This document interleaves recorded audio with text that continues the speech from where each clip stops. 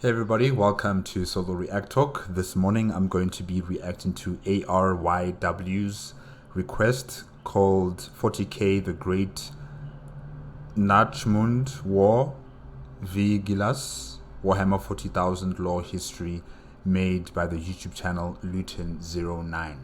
If you want to check out my previous reactions to other Luton09's Warhammer 40k content, remember the playlist card is going to be at the top. Just click on it and you'll be able to access them. If you want to check out the original video as well as Luton09's YouTube channel, the links are in the description below. Okay, let's see what this is all about. The Great Nachmund War. Hopefully I'm pronouncing that correctly. Hopefully I'm pronouncing that correctly. Yes, Vigilus. Right, let's start. 3, 2, 1, go.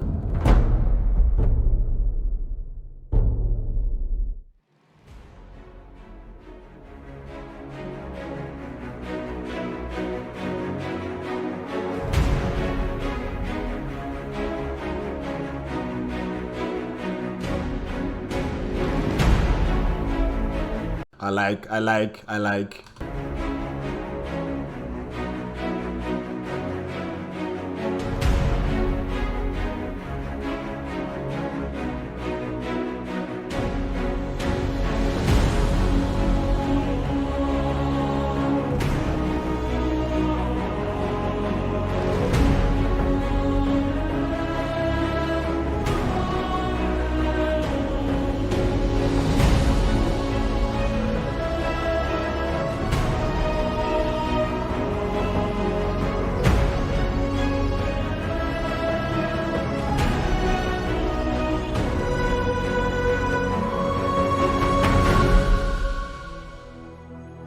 Wait a minute, is that Abaddon? I think that's Abaddon and I forgot his name right now. The Primarch of the Ultramarines. What's his name again? Gilliman, yes. The Cicatrix Maledictum, or the Great Rift, tore through the galaxy around the time of the fall of Cadia, when Abaddon or Abaddon led his 13th Black Crusade into material space. No, not that 13th Black Crusade, the 13th Black Crusade that came after it. Gilliman. There were two 13 Black Crusades? Shouldn't this be the 14th? Okay, alright. Yeah, maybe I just don't know the background about why there's two 13th Great Black Crusades, but anyways.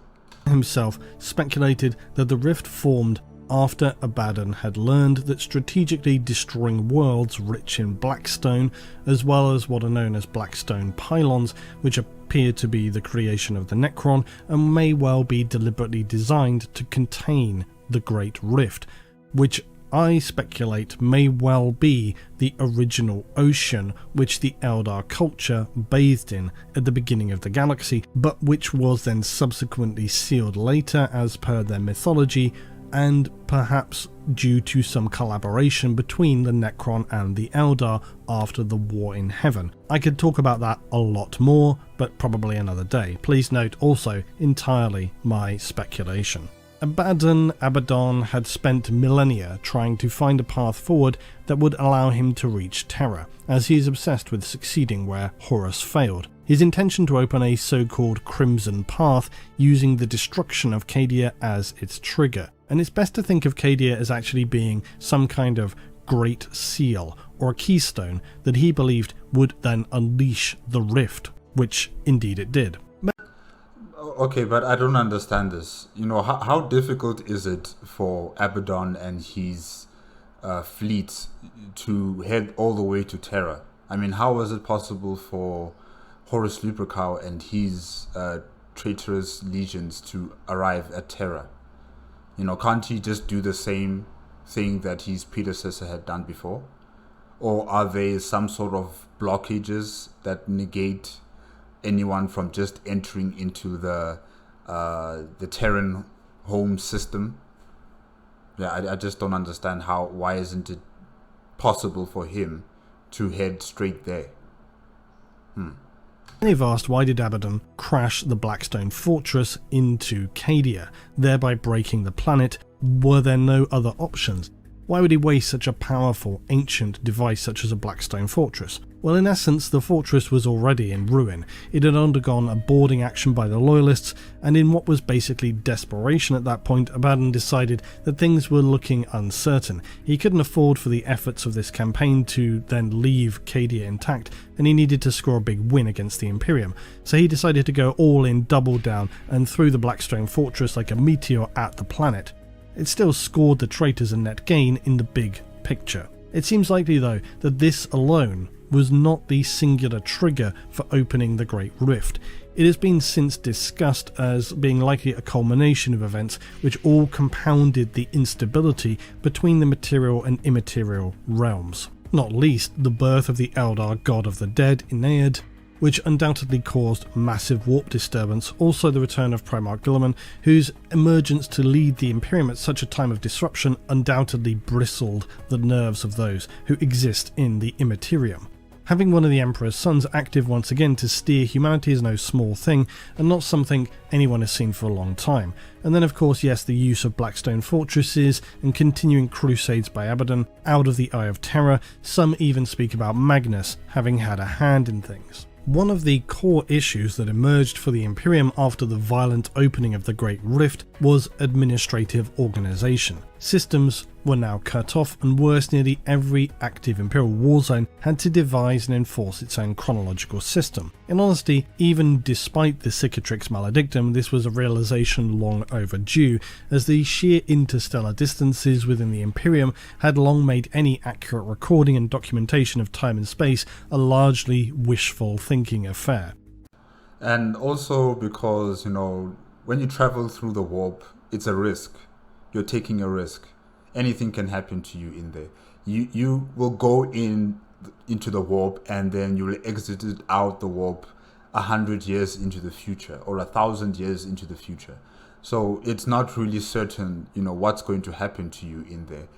Your ship might also be destroyed inside the warp because of tidal forces or demons infiltrating your ship because your gala fields, failed. So every time you go into the warp, it's a risk, and every time you exit it out the warp, it's also a risk, because there's no assurity that you'll be, where you want to be and when you want to be. So yeah, things are really complicated in terms of keeping track of records, keeping track of time, and the entire administrative department of the Imperium of Man is also very convoluted, and it's bloated, and it's corrupt, and their record keeping systems are so archaic. I just don't know how the empire has existed for this long and maintained itself for this long. This is one of the reasons why we must remain continually open-minded as to just what happens where and with who in the history of the Imperium. For very often, events that we believed to hold a specific order in a chronological timeline may in fact be anything but. And so, despite what many had presumed had been based on chronological descriptions given after the return of Guilliman, me included, it became widely debated that the current date for the Imperium should have now been M42. This was in fact incorrect, and the time period still remains M41 for the Imperium. How was this discovered? Despite the seeming stability of the old date system, it soon was apparent that it had become easy for dates and times to lose all meaning between star systems. Again, it's somewhat surprising this was not addressed sooner, like a lot sooner. But that, I guess, speaks to how stagnant and inflexible the Imperium was and remains. There are many references in material where the Administratum would receive urgent calls for assistance as an Imperial world is being descended upon by vast amounts of Xenos. The deals that have been made, the favours called in and prices paid to have that request elevated, and to have merely reached that point must have cost a painfully unpleasant price. Too high a price to even consider. And then bleakly, the scribe or administrator member who would finally see this would also then realise that the requests were centuries out of date. Into the fire it goes, onward to the next request of that day. You literally killed billions of people just by that action alone. Just by that action alone, you just you just take a request, you read it, and then you're like, nah. The time is wrong here. The date is wrong. Into the fire you go. Just like that, billions of people are dead. This kind of miserable dystopia in the Imperium remains one of my absolute favourite bleak pivots when it comes to the state of the Imperium. For all their golden statues of Astartes, tales told, myths, legends, still countless worlds are being besieged continuously, entirely out of sight and out of mind. Vast reams of critical STC information, probably discarded, destroyed by feral tribes who didn't know any better, menial scribes discounting essential intelligence that had not been stamped with the correct administrative approvals, and consequently, planets of billions are devoured. This is the reality of the Imperium, grinding, creaking, suffering, slowly collapsing upon itself. And then you have this dark stagnation juxtaposed against the immense light of the Emperor's Imperial Astartes. And so it was, of course, Roboute Guilliman, Lord Commander of the Imperium, who made the first steps to resolve this one painfully problematic issue. After a long conference with his historiators and the mysterious organisation of the Ordo Chronos, he decreed that a single logic could no longer be applied to time and space within the Imperium. Through the then Highlands of Terror, he made his theory and resultant process into law. But even if it had been possible before, in the current age there could be no unified calendar with so much temporal distortion occurring. Even though the rift's warping effects might not have reached the farthest planets out at the galactic rim, its psychic echoes and the obfuscation of the Astronomicon were felt profoundly on outer worlds. Therefore, it made some sense, although simultaneously added additional confusion to Imperial record keeping to implement Guilliman's new decree that each subsection of the Imperium would maintain its own chronology, all of which would then use the coming of the Great Rift in that sector as its reference point. Okay, I see that as a working possibility. Using the Great Rift as it began as a focal point or the beginning of the time, yes, I can agree with that. Yes, it's going to be complicated though. It's still going to be very complicated, but I think this is the best option, And also, I think every segmentum and every subsector and every subsector should have a fleet, a fleet of vessels, to patrol those sections of space. There shouldn't be one gargantuan battle fleet, that's going to be directed from this point to the next point to the next point. They should be further, put into smaller pieces. I don't know. Maybe that can help with planets that are so far flung from the support of the Imperium of Man, because the procedure of trying to request help, it's just going to take too long, way too long, for anyone to actually look at your problem and then send in military forces to go and assist you on that particular planet or system. They need to be smaller fleets that patrol various star systems. And, when they need help, they will call for backup from the segmentum itself and say, guys, we have an issue on this planet. We're going to need more vessels heading towards this particular system to help out. Yeah, something like that. Because really having this big gargantuan state, having to deal with each and every single problem throughout the galaxy is not going to work. We need to decentralize the national government and the provincial or the segmentum governments. They need to be further decentralized, especially in terms of the military, I think. So this means that chronological record keeping across the entire galaxy is now even more complex than it were before, although it's also probably more realistic and slightly more accurate, but also confusing and difficult, and more akin to how it might actually be to try and manage some kind of galactic empire. The Cicatrix Maledictum became an unsurprisingly defining event for a new era of the Imperium. It remains a very complex situation, and any solutions or conclusions regarding its long-term impact or practical options to seal the tear were far from clear. Suffice to say though, the arrival of the Rift was devastating for the Imperium. It split the galaxy, with those segmentum able to see the light of the Astronomicon on one side and those who could not on the other. The majority of segmentum obscurus and ultima are consequently now referred to as the Dark Imperium, Imperium Nihilus. The remaining territory of the Imperium existing in the light of the Astronomicon is referred to in the late period of M41 as Imperium Sanctus. This consists of segmentum solar, pacificus and tempestus, less than half of the ultima segmentum and a fraction of obscurus.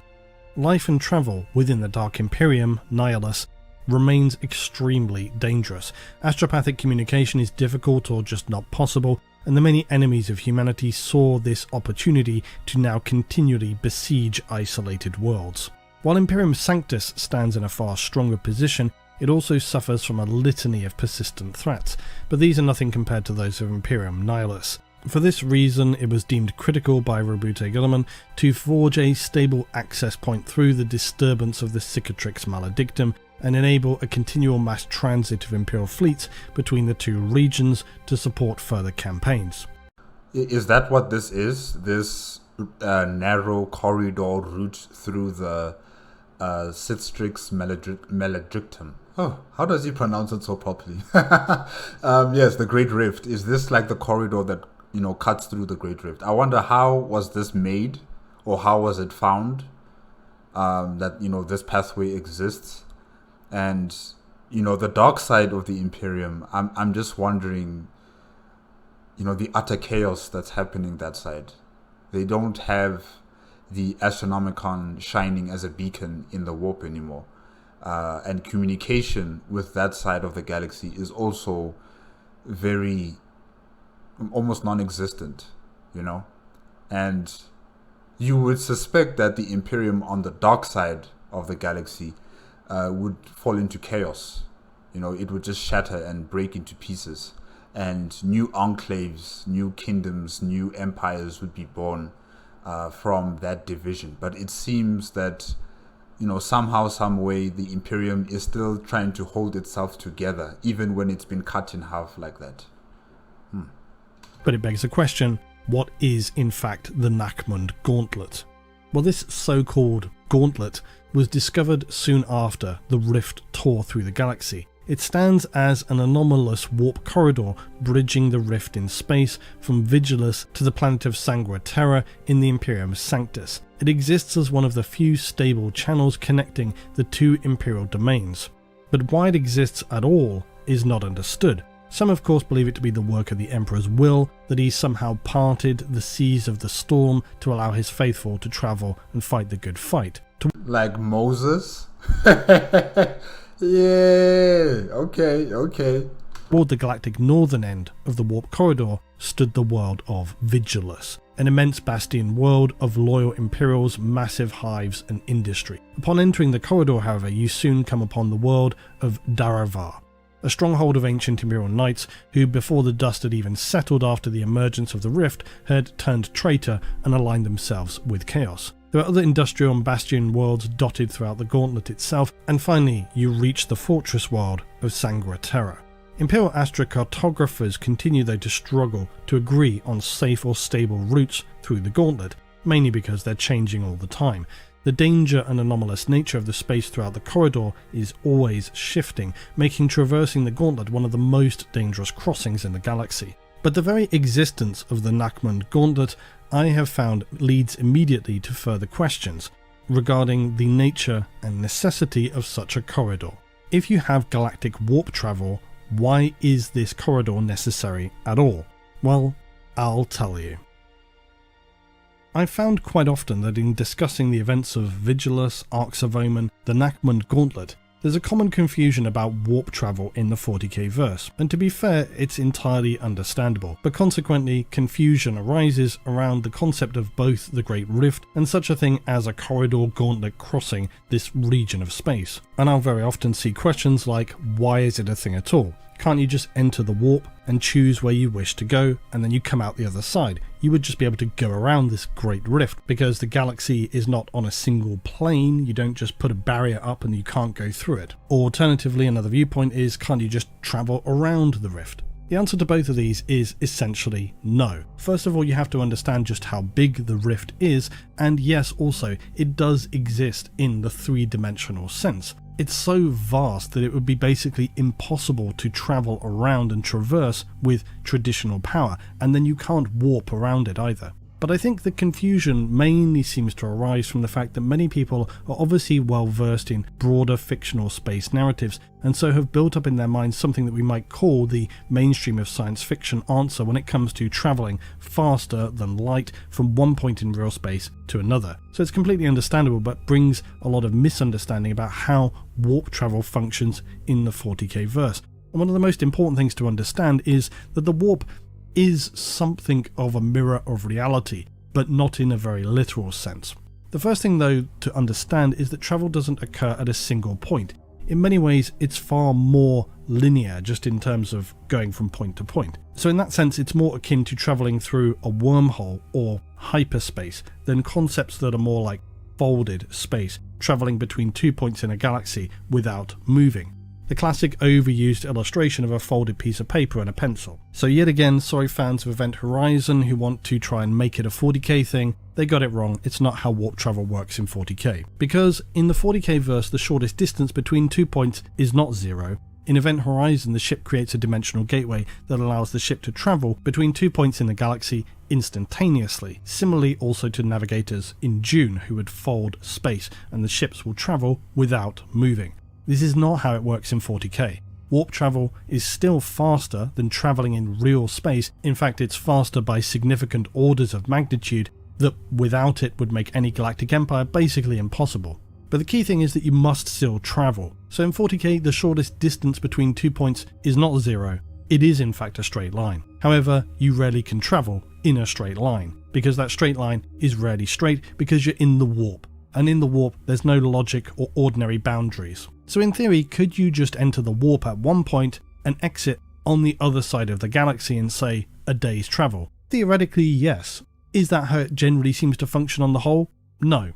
Usually, when ships travel the warp, the time spent within the warp reduces significantly the time that it would take in real space from many thousands of years to mere days or weeks, sometimes years. Lost ships have disappeared for centuries or longer, and the warp is dangerous for a variety of reasons, some being very obvious, some being very obscure, some that create troubling philosophical questions, such as the fact that some ships may enter the warp and arrive at their destination before they even left their original starting position, meaning they somehow now technically exist at 2 points in the galaxy simultaneously. That's a very problematic thing. That's a very strange situation. I mean, wouldn't it like create some sort of like a paradox event?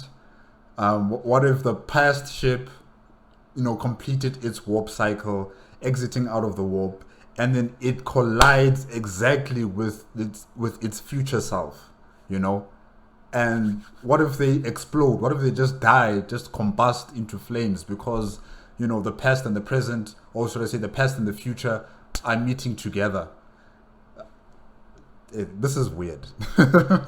But the more standard confusion overall that seems to arise is this concept that both ships will enter and exit the warp wherever you wish in the galaxy.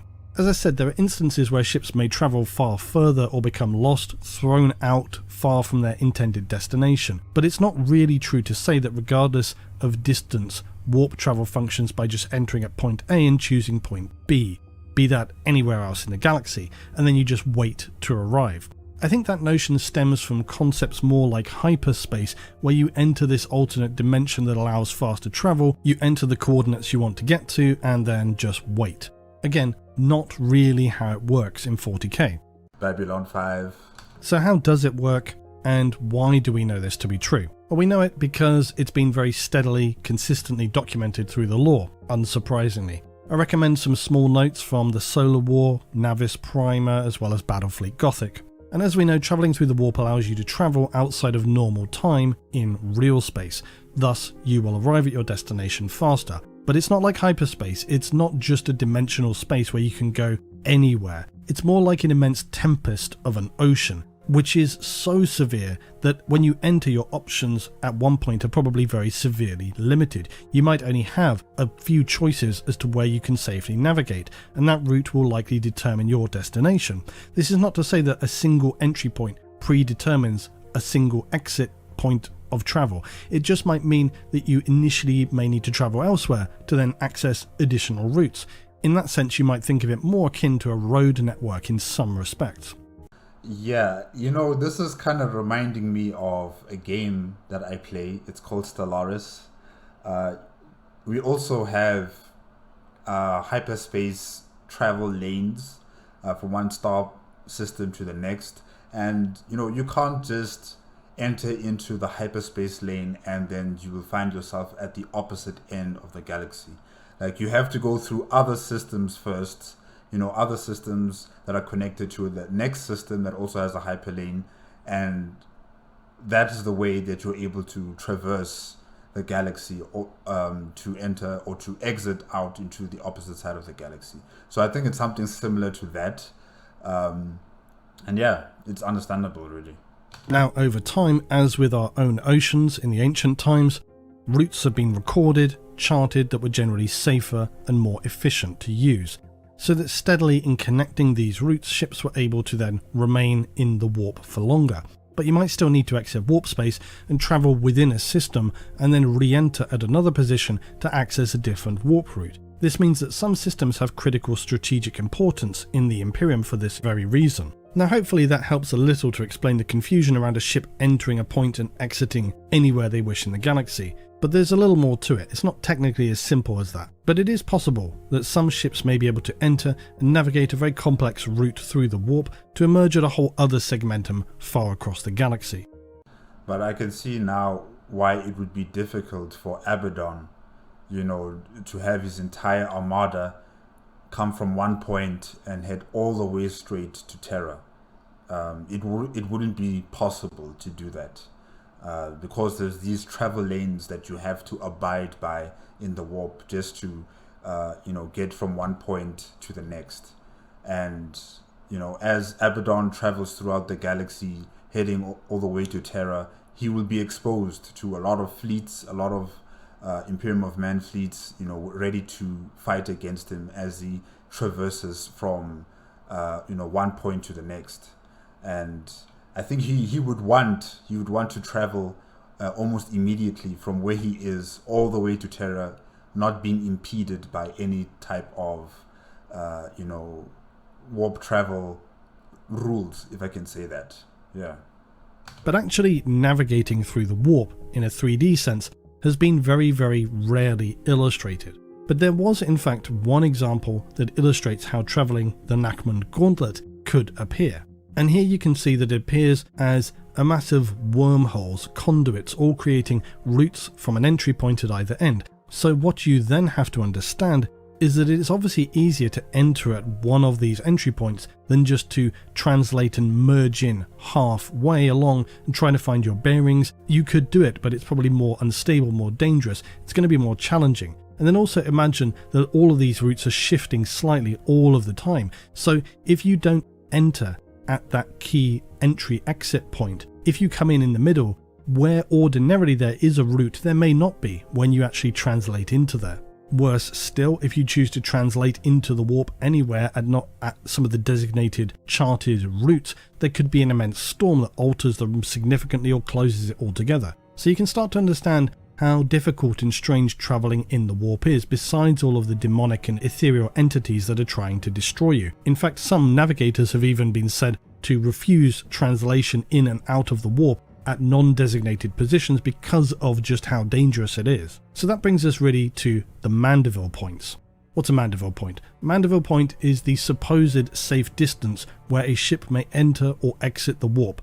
This tends to be the edge of a star system. Now, these don't appear to be standardized, but they are seen as invisible lines which mark the safe distance required to enter or exit the warp. Were you to arrive inside of that point, The competing forces of reality and paradox may simply tear a vessel apart. Navigators call this rebirth death. Established systems will have navigation buoys or reliably charted points that designate where is safest to translate from the warp back into reality. So again, it's not really true to say that you can just choose when you want to go into the warp and where you come out of it. Although it's not always made clear that that is how it functions, it's more specific than you might imagine, and it really is about charted routes. You go to this coordinate, you enter, and then your navigator can navigate through to various exit points, which are also charted and coordinated. What this means though for ships in the Imperium is that they have to use standard propulsion from a system's edge to a planet and back again. And very often this can mean that even for the fastest ships, it can require a journey of several days to actually reach a world. This is one of those lore technicalities where it may look epic for a huge fleet to pour from the warp almost in the orbit of a planet, but it's not really how it's supposed to work. There's also in fictional reasons why this is a good thing. It means that actual defences in between planets and surrounding a system on charted routes can be established, which makes sense and is strategically interesting because you have some opportunity to engage with the enemy before they actually arrive at a world. Yeah, that just reminds me of the Siege of Terra, when Horus Leprechaun and his traitor brothers and their legions entered into the Terran system. It still took them a long time to get to Earth, essentially. They had to go through a lot of battle stations, a lot of fleets, until they reached Terra itself. And I think there have been some, written accounts or events about what has been happening in that space battle. So yeah, it makes the story cool. But there are exceptions. Warp gates, or specifically within the primary bastion of humanity, the Sol system, there exist the chthonic gates. Essentially a warp gate enables stable travel, which is obviously very unusual. But in the case of more standard warp gates, these are mostly between two specific points only. This is reminding me so much of Stellaris. In Stellaris we also have, these kind of warp gates.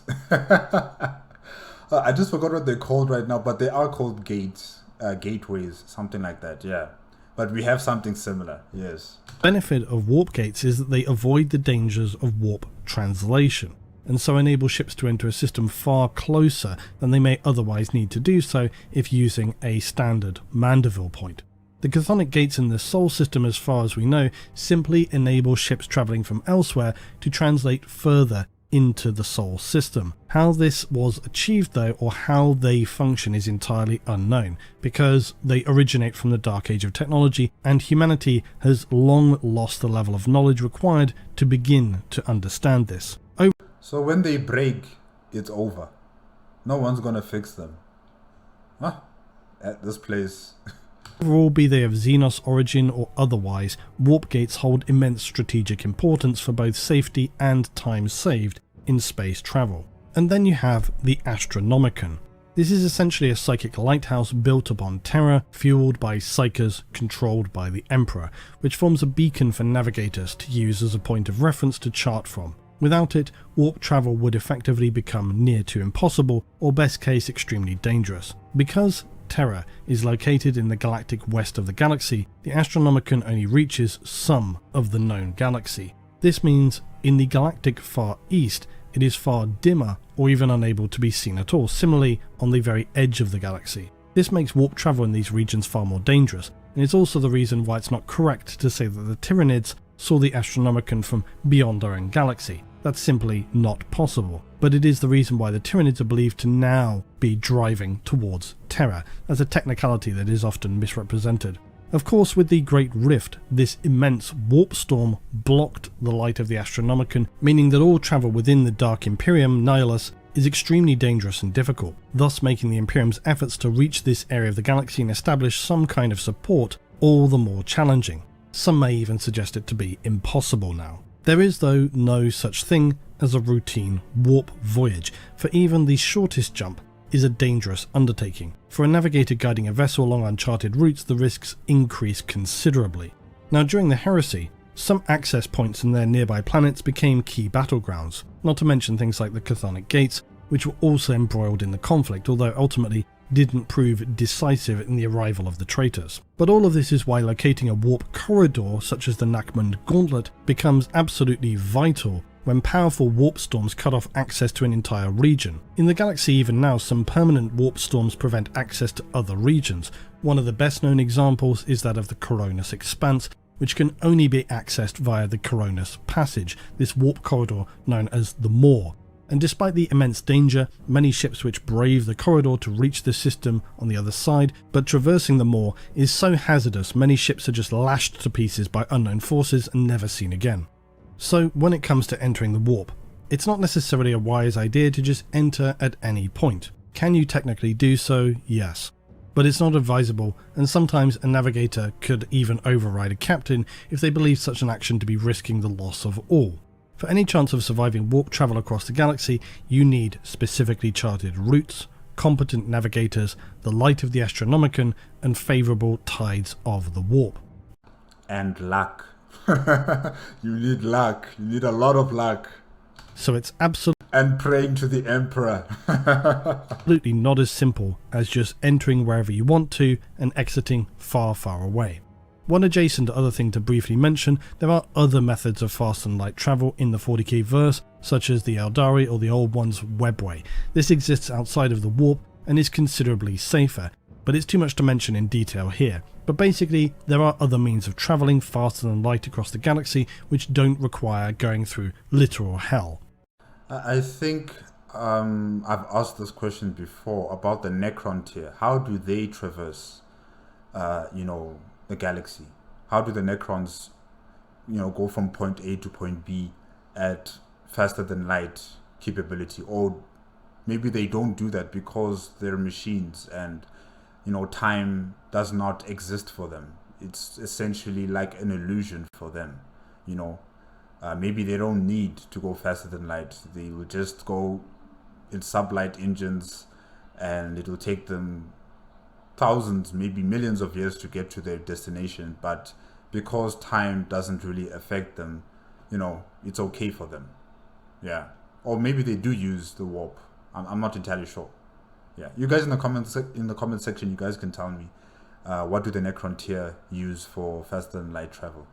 But overall, that's really the basics of warp travel. It's ultimately, in many ways, still not completely clear just how all this works, which is no surprise because there's plenty in the 40k verse which fits that description. And when it's something as vague and mysterious as warp travel, it's no surprise there either. But there is a reason why it's called the Sea of Souls, for the void space of the warp is a savage ocean, and seemingly where you can enter has a significant bearing as to your chances of survival and success, and then you still have to navigate through hell. I hear you, Luton. It's just that image. That image shook me. Like, really. Did you see how big the Tyranid is? And then you just see how small the Imperial fleet is compared to this creature. Guys, we're hopeless. We are hopeless. Against the Tyranids, I just don't see how is anyone going to win against them. But that's something we'll deal with another time. Yeah. Safe and efficient point of entry, charting a course, avoiding dangerous currents and storms that would trap and quickly destroy your vessel, all fall upon the navigators assigned to a vessel to determine. An individual whose entire being is spent knowing, feeling and learning about the warp, and establishing safe routes through and around devastating warp storms. And I've discussed navigators previously, see the link below. But again, hopefully this makes it somewhat clearer. You don't travel instantly from one point to any other in the 40k verse. You don't enter the warp and just travel to your destination. It's a very involved, challenging process of navigating routes and courses to reach an ultimate destination. And in some instances, even using the warp could take still many months, even years. And if a warp storm is disrupting your route, you might not actually be able to reach a system at all. And this is in fact how some systems have ended up being cut off from the Imperium for centuries, because there's no actual way to travel to them, and to do so in real space could take many millennia. In some respects this could actually be positive for a planet if they just existed outside of the Imperium and too difficult to reach even for other Xenos. You could actually end up in a quite idyllic situation. So while the warp enables humanity to travel the galaxy, it's not a means that's reliable by which you can just quickly or easily travel anywhere you wish. And this extreme difficulty and danger is why the devastating arrival of the Cicatrix Maledictum meant that many well-charted routes were just completely obliterated. And as a result, it became clear to any half-decent Imperial captains and senior officials that from its inception, any established points of travel across the rift bridging between those two regions in real space or the warp would become quickly raging war zones of unfathomable strategic importance, which is where we find ourselves at the Nachmund Gaunlet and Vigilus. In the period that led up to the Nachmund War, Vigilus was already acutely aware of the role it may have to play for the Imperium. Its proximity to the Eye of Terror had long put it on a war footing, which thankfully meant the planet was well equipped and fortified, but now the stakes had increased significantly. Vigilus had changed from being a strategically important support world to one of the most critical planets for the Imperium in the entire galaxy. The new Cadia, the new linchpin of the Imperium of Man. Yeah. Planets of the Vigilus system, a short distance from and to the galactic east of Cadia, found themselves on the wrong side of this abhorrent rift, but through a twist of the Zinchian strands of fate still remained accessible to the Imperium Sanctus. But for those stranded on the dark side of the galaxy, it was immediately apparent they had now entered a new darker phase of existence for humanity. Saying this though, worth remembering that the dark side of the galaxy, that is Imperium Nihilus, was not literally dark. It didn't destroy the stars of systems, it simply inhibited warp travel by obscuring the Astronomicon. So on both sides of the Imperium, the Great Rift appeared often as a mere purple blur in the skies above their worlds during the day. By night though, it became far more insidious, more alive and dangerous, and some reported seeing faces and strange nightmarish visions drifting across it. When the rift split the Imperium in half, suddenly many thousands of worlds were faced with the mind-altering maw that was ever-present and unavoidable at all hours of the day. It robbed citizens of sleep, distorted their minds, it even went as far as to interfere with devices such as chronoslates and data webs. Due to its proximity to the rift, curfews were put in place for all citizens upon Vigilus as twilight fell and the strength of the Cicatrix Maledictum increased. This was no speculation or fear-mongering by authorities. The proximity of Vigilus to the rift meant that by night, a mere moment of attention risked individuals becoming contaminated by its malevolence and therefore rendered susceptible to psychic phenomena. This kind of infection by the warp is why often when humans have any kind of contact with the horrors of the Immaterium, they may well be purged, that is to say executed, by default. For those who understand the warp and the beings who exist within, they know all too well that it's very likely too dangerous for ordinary humans to live after witnessing the pure infinity of the void. Exceptions are made, of course, for those with specialized training, proven service records that demonstrate evident ability, and the mental strength to stand against the darkness. Micro-adjacent side note. I often hear people asking, do ordinary citizens know of chaos and the warp? How could they not, given the events that have occurred over the past 10,000 years of Imperial history? But the answer is more nuanced, because although worlds who directly face the enemies of chaos and some who serve within the Imperial Guard are more likely to have some baseline understanding or belief about the warp and chaos, there are significantly more worlds who really still know nothing of it at all, which is likely to their benefit in some regards, but that actually brings you back around to the Emperor's conundrum: what's better, ignorance or the primordial truth? So the answer really is it's variable, and it's worth remembering that some planets of the Imperium do not even believe that Xenos exist in the galaxy, so sheltered are they, and they only hear of such things as rumours, fishermen's tales that trickle down through the populace of a hive city from passing traders, passed from one person to another, around stories in bars and whatnot. So very often these kind of stories are just dismissed out of hand because such things sound surely completely nonsensical. So the Great Rift has already proven to have a disruptive and pervasive impact on human populations. Within the claustrophobic hab levels of hive worlds, strange graffiti and artworks are found scrawled upon walls. Their forms mirror the shapes and faces seen in the rift. Those who, especially in the beginning, ignorantly stared up at the rift for too long, found it as if a bright light had shone into their eyes, and now they could see its image permanently as if it were burned in motes of light to their vision, seemingly scarring their retinas permanently so that even closing their eyes tightly shut could not allow them to escape its form. Parents also began to discover to their horror that rift-shaped birthmarks were appearing on infants of hive cities close to the rift, something they of course made great efforts to conceal from authorities. Within the darkened corridors of hive cities, it even spread its form through natural organic growths, water stains on the walls, and the ceilings of water purification plants which mirrored the dark scar above. Man, you can't escape. You can't escape from the Great Rift. Really. I think maybe they should create like a domed city, you know? You can have a fake sky, a projected night sky, a projected daylight sky, and, you know, these domed cities will be protected from the influence of the Great Rift. Or they dig their cities underground, you know? The surface is just too dangerous. Dig underground, make the cities underground, something like that. Wow. Purge squads of the ecclesiarchy made it their mission to exterminate all visible signs of such phenomena, but these heretical contaminations became even more prevalent and severe as time wore on, to a point that on Vigilus, when earthquakes were occurring and land opened up, upon investigation the landforms mirrored the swirling scarred forms of the Great Rift. With such detail it even represented thin land bridges which directly corresponded to the position of things such as the Nachmund Gaunlet. Now these troubling occurrences could be easily dismissed as being superficial simply due to the proximity of the planet to the rift itself. It is worth to recall that for many worlds, tolerance of even the smallest presence of chaos contamination can be devastating. Although the Imperium tells bold and impressive tales of repelling traitor assaults, it's more common that when a world begins to fall to chaos, it is rarely subjected to huge planetary assaults. More often, when a planet is corrupted by chaos, it will occur via cults, who have made it their primary goal to remain out of sight, but not entirely out of mind.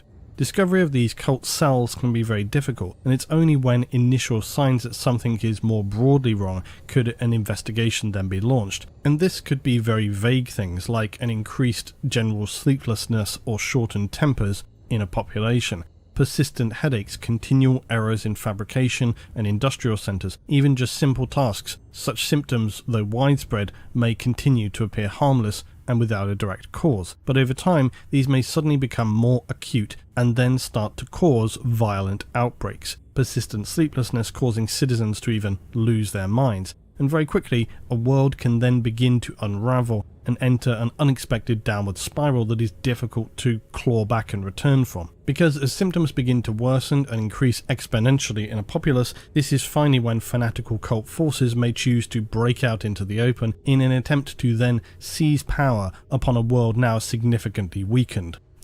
This kind of reminds me of how, you know, the modus operandi of the gene stealers. You know, how they also infiltrate into the communities very slowly, very subtly. You know, you wouldn't suspect anything until it's too late.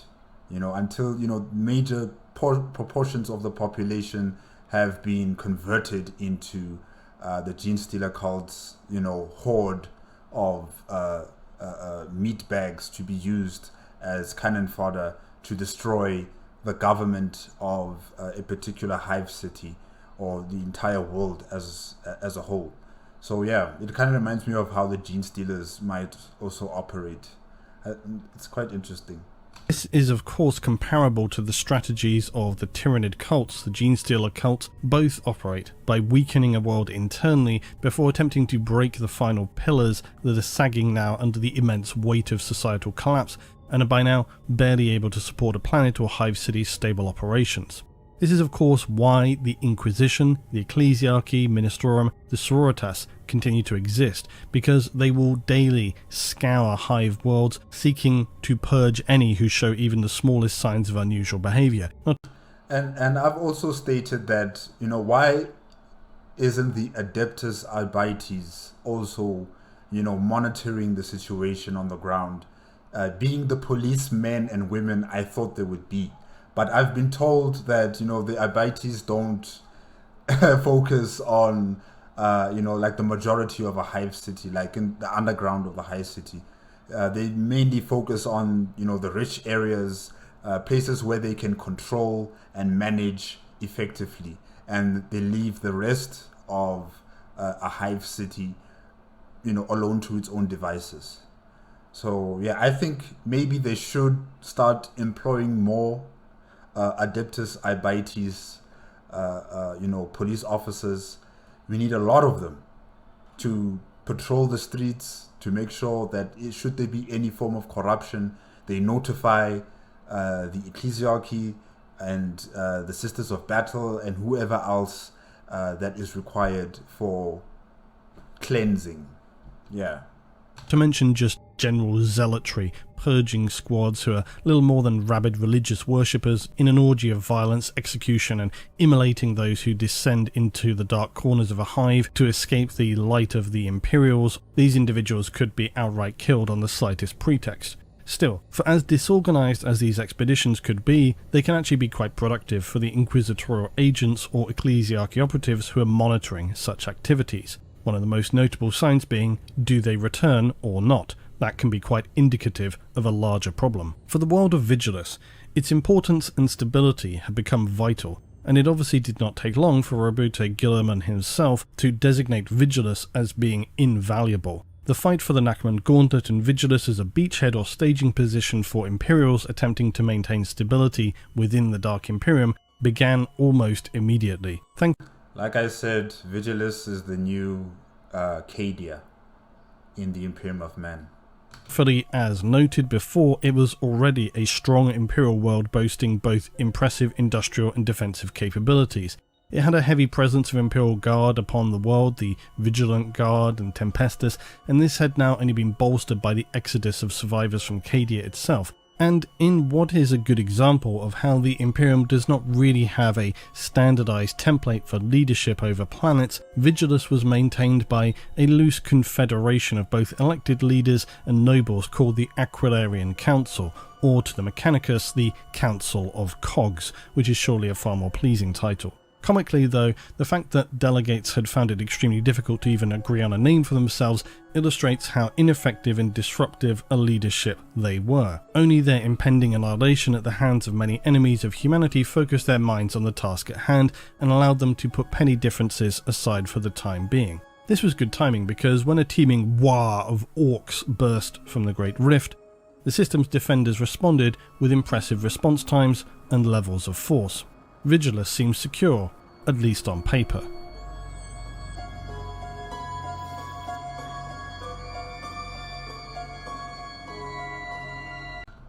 Wow, Vigilus was really close to Cadia. Alright. As a planet, Vigilus was as inhospitable as many an Imperial hive world. Its desert wastelands that stretched out as wide as oceans between each city hive sprawl were not merely bleak and barren, but also actively dangerous. In places, the chemical composition of the dust dunes was so saline that it would burn exposed skin and could in fact desiccate bare flesh in a matter of hours. Not a problem with the right protective clothing, it would be true, but as you can imagine, dust storms could cause this material to be whipped into every chink of a traveller's gear and carried inside. Not to mention, of course, these shell-armoured predators that prowled the dunes and preyed upon the unwary. So it was a very dangerous environment. Hive sprawls are the main city formation upon Vigilus, and actually much like Atoma Prime's hive city of Tertium, these are a format of hive city that expand outwardly as much as vertically. So consequently they can span much larger areas than you typically see in a hive city, as large as a continent, and contain many tens of billions of Imperial citizens. Vigilus had long been a way station for Vigilus had also been something of a way station for forces that included Space Wolves and the Skitarii legions. Its industrial exports were also vital for the general Imperial war machine, so much so that within Segmentum Obscurus it had been designated as a planet focused entirely on production of war material and manpower, its specialty being defensive technology, which obviously with the current situation was no bad thing. Had it been a paradise world, things may have gone south far more swiftly. Even more auspiciously, the Mechanicus upon Vigilus had been blessed with the STC for Psi-Tech force fields. Holy Mars had even authorised their production. So the force fields that had been installed around the perimeter of every continent upon Vigilus, and these generally were enough to easily protect the world from wandering Xenos. The only price asked by the Mechanicus of Vigilus to compensate them was to be left alone upon the forged continent of Mega Borealis. Not really a continent, more a sprawling industrial cityscape, not dissimilar to the others that already covered Vigilus. But this in time proved to be a poor exchange, because the Mechanicus mining operations badly damaged the planet's subterranean water reserves to the point that available water started to become extremely scarce, and the Mechanicus paid little care to such matters, however, and continued digging deeper. So because of the severely diminished water availability even prior to the problems caused by the Mechanicus, agriculture upon Vigilus was extremely minimal. In fact, the planet's food production came from obscure sources such as vermin abattoirs and subterranean nutrivats, and these unpleasantly recycled fat-rich runoffs and nutrient-rich sweats were collected as they dripped from the grates of the planet's overpopulated manufactorum hubs. I'm sure the rich and the powerful were not eating this subsistence food. They weren't eating this. They were probably getting imported food from the rest of the galaxy, in their homes and their palaces, and they were enjoying themselves with this food. And also they weren't drinking, the contaminated water from the tech priests who've been mining on this planet. Yeah, it's only been the poor and the downtrodden who have been consuming all of this stuff. Yeah. Of course, other sources which we'll get into later. But water and its source became a powerful status symbol upon Vigilus, directly indicative of wealth and position. To nobody's surprise, the working population would drink water that was often dirty, foul-tasting, yellowish, but affordable and not completely toxic. The upper classes of citizen drank crystal clear aqua glacius, mined from the polar continent of Calyx Bane. Aqua glacius. Sounds like some sort of bottled water. The faithful of the Ministorum in Hyperia Hivespore drank recycled water purified with holy oils, aqua sanctus. The Adeptus Mechanicus drank the aqua meteoris that they mined from frozen asteroids. So seriously, they sound like bottled water companies. Really, it's amazing. It's amazing. It was a complex situation in many ways for a pretty basic but essential planetary resource. Over the decades and indeed centuries, Vigilus had become a steadily more complex political situation, to the point that it now hosted several distinct power bases, all determined to pursue their own agendas no matter the cost. There was the Mechanicus, the Ecclesiarchy, which included the Sororitas and their own guard force, the more standard forces of the Imperial Guard as well, and then many of their number were also aligned with the Ministorum forces that had proven successful in steadily permeating through into regiments. But overall this caused tension among the factions. There was significant squabbling over important issues and resources, and then of course there was the standard aristocracy and nobles which threw all their requests into the mix. All of this though did dissipate when the disaster of the Rift bore down upon the world and its greater significance became apparent, or at least for a short period of time. And the symptoms on Vigilus is the same symptoms that the entire Imperium of Man is having to deal with. All of these internal fightings between the different factions of the Imperium of Man, not seeing eye to eye, not really focusing on building the Imperium of Man, making sure that it works for everybody within the Imperium of Man. Instead, they're all focusing on their own little silos and building that up and making them seem as if they're the most powerful grouping in the Imperium, and this creates a lot of distraction. It creates a lot of gaps in the security of not only individual planets but the entire Imperium as a whole, because everything is so chaotic. They're not only dealing with external factors, they're dealing with internal factors as the Imperium of Man. And yeah, it's crazy. It's just unbelievable. When the skies split around Vigilus, many feared the planet would be consumed forever.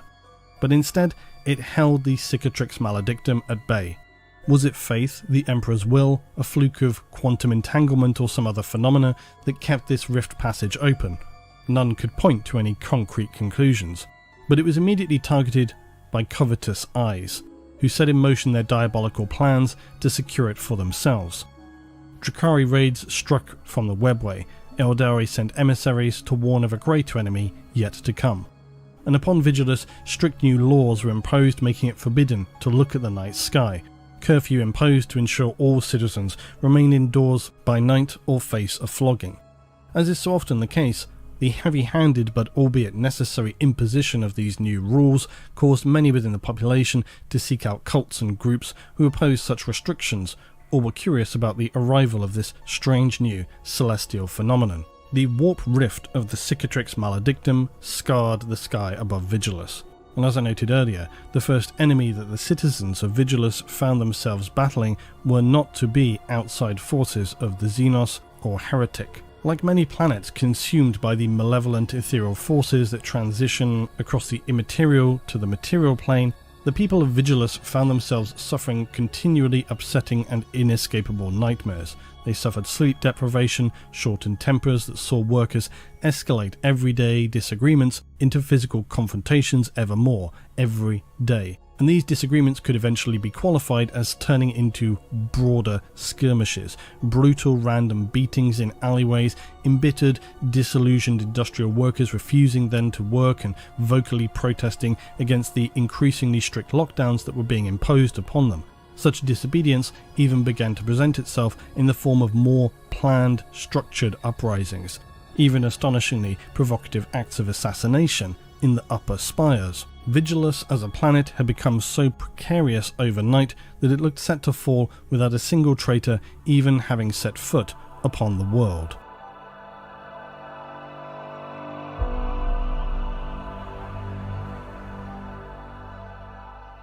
Wow, okay, this is the planet. Hive Sprawl, okay.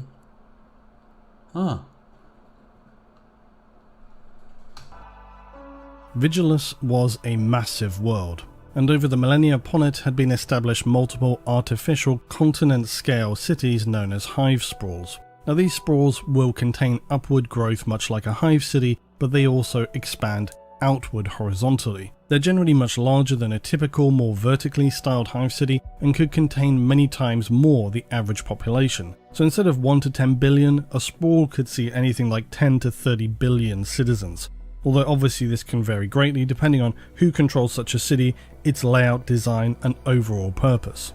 The worlds which contain these continent-sized hive sprawls are the first steps to seeing a world become an ecumenopolis such as you see on Terra itself. These are worlds where the cities have grown so vast and linked together that they now effectively cover the entire surface of a planet. And this actually had begun to be discussed as an option for Vigilus. They were looking to their future, they were thinking about potential cities linking at some point. But on Vigilus, two of the biggest and most notable hive sprawls were known as Hyperia and Mega Borealis. Hyperia being the capital with its ministerium and governor's palaces, the ecclesiarchy upon Vigilus had become a dominating power and had in effect its own city-state within Hyperia, including its own military force with the inclusion of Sorotas, the Vigilant Guard, and the Tempestus. Mega Borealis was the continent ceded to the Mechanicus in the ancient history of Vigilus, who then proceeded to basically strip mine the territory they controlled, including boring immense cavities out of the crust of the planet itself to create so-called boar hives. These are effectively hive city icebergs. They still are impressive from above, but 10 times as much below the surface, and it was in the deepest depths of the Mega Borealis where they discovered and began to mine the veins of Blackstone. that material which the Imperium has quite quickly discovered to be extremely critical for potentially future control of the galaxy. And for maybe it's the black stone in the planet that somehow, some way has influenced the creation of the corridor, the Nachmund Gaunlet. Yes, maybe somehow, some way, the black stone in that planet and maybe other planets influenced for there to be a creation of a corridor that connects the Dark Imperium with Sanctus Imperium. Yeah, Imperium Sanctus. Yeah, maybe. Fortunately, others, including the Necron and now Chaos, are also well aware of this material, the Necron of course being aware of it for millennia, millions of years. In the darkest zones that were off limits to all but the most trusted members of the Mechanicus, servitors whose minds are continually wiped operate in near pitch conditions, harvesting this precious blackstone. The mineral is then stockpiled at the same level and heavily guarded. Its value is beyond estimation in the realm of generally traded materials of the Imperium. And we interestingly also do have information on the drills used by the Mechanicus to create these vast borehole mining operations that would later be backfilled as hive cities. The drill engines were several miles in diameter and so huge they had to be transported to Vigilus. The seismic activity of them on the surface was so significant that volcanic eruptions and earthquakes became commonplace. And once the spires were built up from the bore hives, they were so tall that some of the uppermost levels even pierced the atmosphere, meshing with space docks where ore barges and manufactorum ships were moored. The Mechanicus are long known also for their clever usage of a planet's own energy to power their cities. There have been many examples of them using the very liquid rock, the geothermal elements, even building their structures in or around these extremely hazardous conditions using force fields to withstand the immense heat and pressures. They equally use such raw power to then fuel their factorum and research facilities. And such was the case with the Storval on Vigilus. Deliberately, this was an area constructed over fault lines of the planet's crust, its volcanic generators harnessing the energy created by the continent's continual eruptions. And the technology to do so is believed to have been based on an STC pattern. This created a pleasing feedback and limitation of net energy loss during their drilling operations within the Mega Borealis, because each seismic event that they triggered actually fueled their power harvesting operations at Storval. At this location, once its immense capacitors and generatorum were satisfied, any excess power produced was then routed to Mega Borealis first, and if its needs had already been met, this could then be shunted on to other hive cities in order of priority, i.e. who could bid the highest for extra power. Which, I'm kind of worried about their activities. I mean, what if from their mining activities and boring these holes in the planet and creating all of this seismic activity which thus results in volcanic activity. What if they crack the planet this way? The other hive cities almost always needed, and unsurprisingly it was generally sucked up by the aristocracy, sometimes industrial concerns. And another masterwork of the Mechanicus on Vigilus was the so-called Omnissian hoist. Essentially, this was the means by which they were transporting materials from the surface up into orbit through Mega Borealis via these immense spires. Apparently, this was made possible by a complex system of microfiber carbon chains and Duraplast capillaries. Partially telescopic and modular, these were created on an industrial scale by the workshops of the Mega Borealis primary hive, hauled into the stratosphere by a succession of low-orbit tugs. Mortwald was the city where consumables, primarily foodstuffs, were produced. They were able to grow what were designated as hyperflora, an extremely hardy form of cacti and other succulents, and these were clearly not ordinary cacti as we understand them to be though. They were said to be large enough to create entire forests and which contributed an oxygenating effect to the planet, for a period of time at least, but this was eventually overridden by the massive amounts of pollution. So suffice to say, whatever variation of bizarre cacti exist here on Vigilus is nothing that we would recognise or be familiar with, both in their ability to provide food production and oxygenation, nor to grow to such a scale that they could be described as forests. Because of its noble aristocracy and leadership, the most wealthy and powerful here lived in massive biodomes, which were essentially self-contained paradise worlds, completely alien to the heavy pollution, toxic wastes which existed outside. They had beautiful lakes, waterfalls, sculptures which punctuated lush, verdant gardens and viridian forests. Everything that one would associate with outstanding natural beauty was here, in stark contrast to the outside of the domes. So when war came to Vigilus, to no surprise, the domes suddenly became heavily reinforced with massive firepower surrounding them, including outside of Mortwald, which had built up its bastions and trench lines. The almost entire eastern border of the hive sprawl became a defensive line. Most interestingly and bizarre is a specific detail about Mortwald, that within the southern region of the hive sprawl were their so-called vitae docks. Here the rich and powerful could engage with extremely unusual, powerful rejuvenation techniques, some merely stripping years off an individual, not just cosmetically but quite literally rejuvenating them.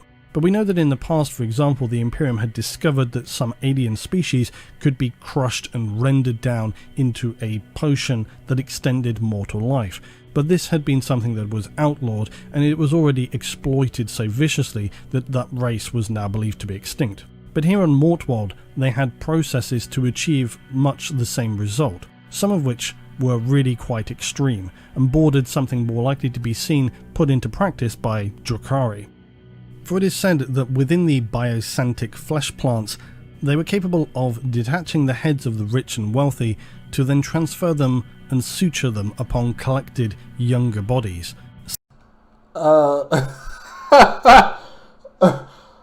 That's crazy. That is crazy. And that doesn't make you younger. You know, detaching your head from your body and connecting it to another body, that doesn't make you younger. Your head is still going to be growing old and grey and wrinkles everywhere, you know. The body will still be young, but the head is still going to be growing quite old. So it'll be weird. You'll be like having an old man's face or an old woman's face with a young teenage body. Ew, guys. Ew. Such outlandish and extremely complex procedures were apparently not beyond the biomagi of Mortwald, although just where they acquired these new bodies for the privilege to be transferred onto is perhaps best left to the imagination. But it should be noted that individuals simply going missing within a hive city is a daily occurrence. This should be considered as heresy. This is heretical, guys. This is an abomination. The nobility of this planet are abominations. They need to be expunged. This is though a great singular example of how ordinary humans look to extend their lifespan in a galaxy which is very often measured in many centuries, if not millennia, far outside an ordinary human lifespan, especially in the conditions of M41.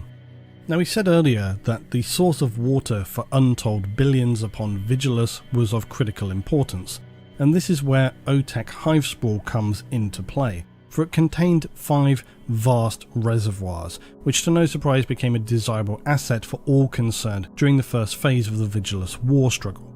The reservoirs were in fact so vast that they more resembled landlocked seas.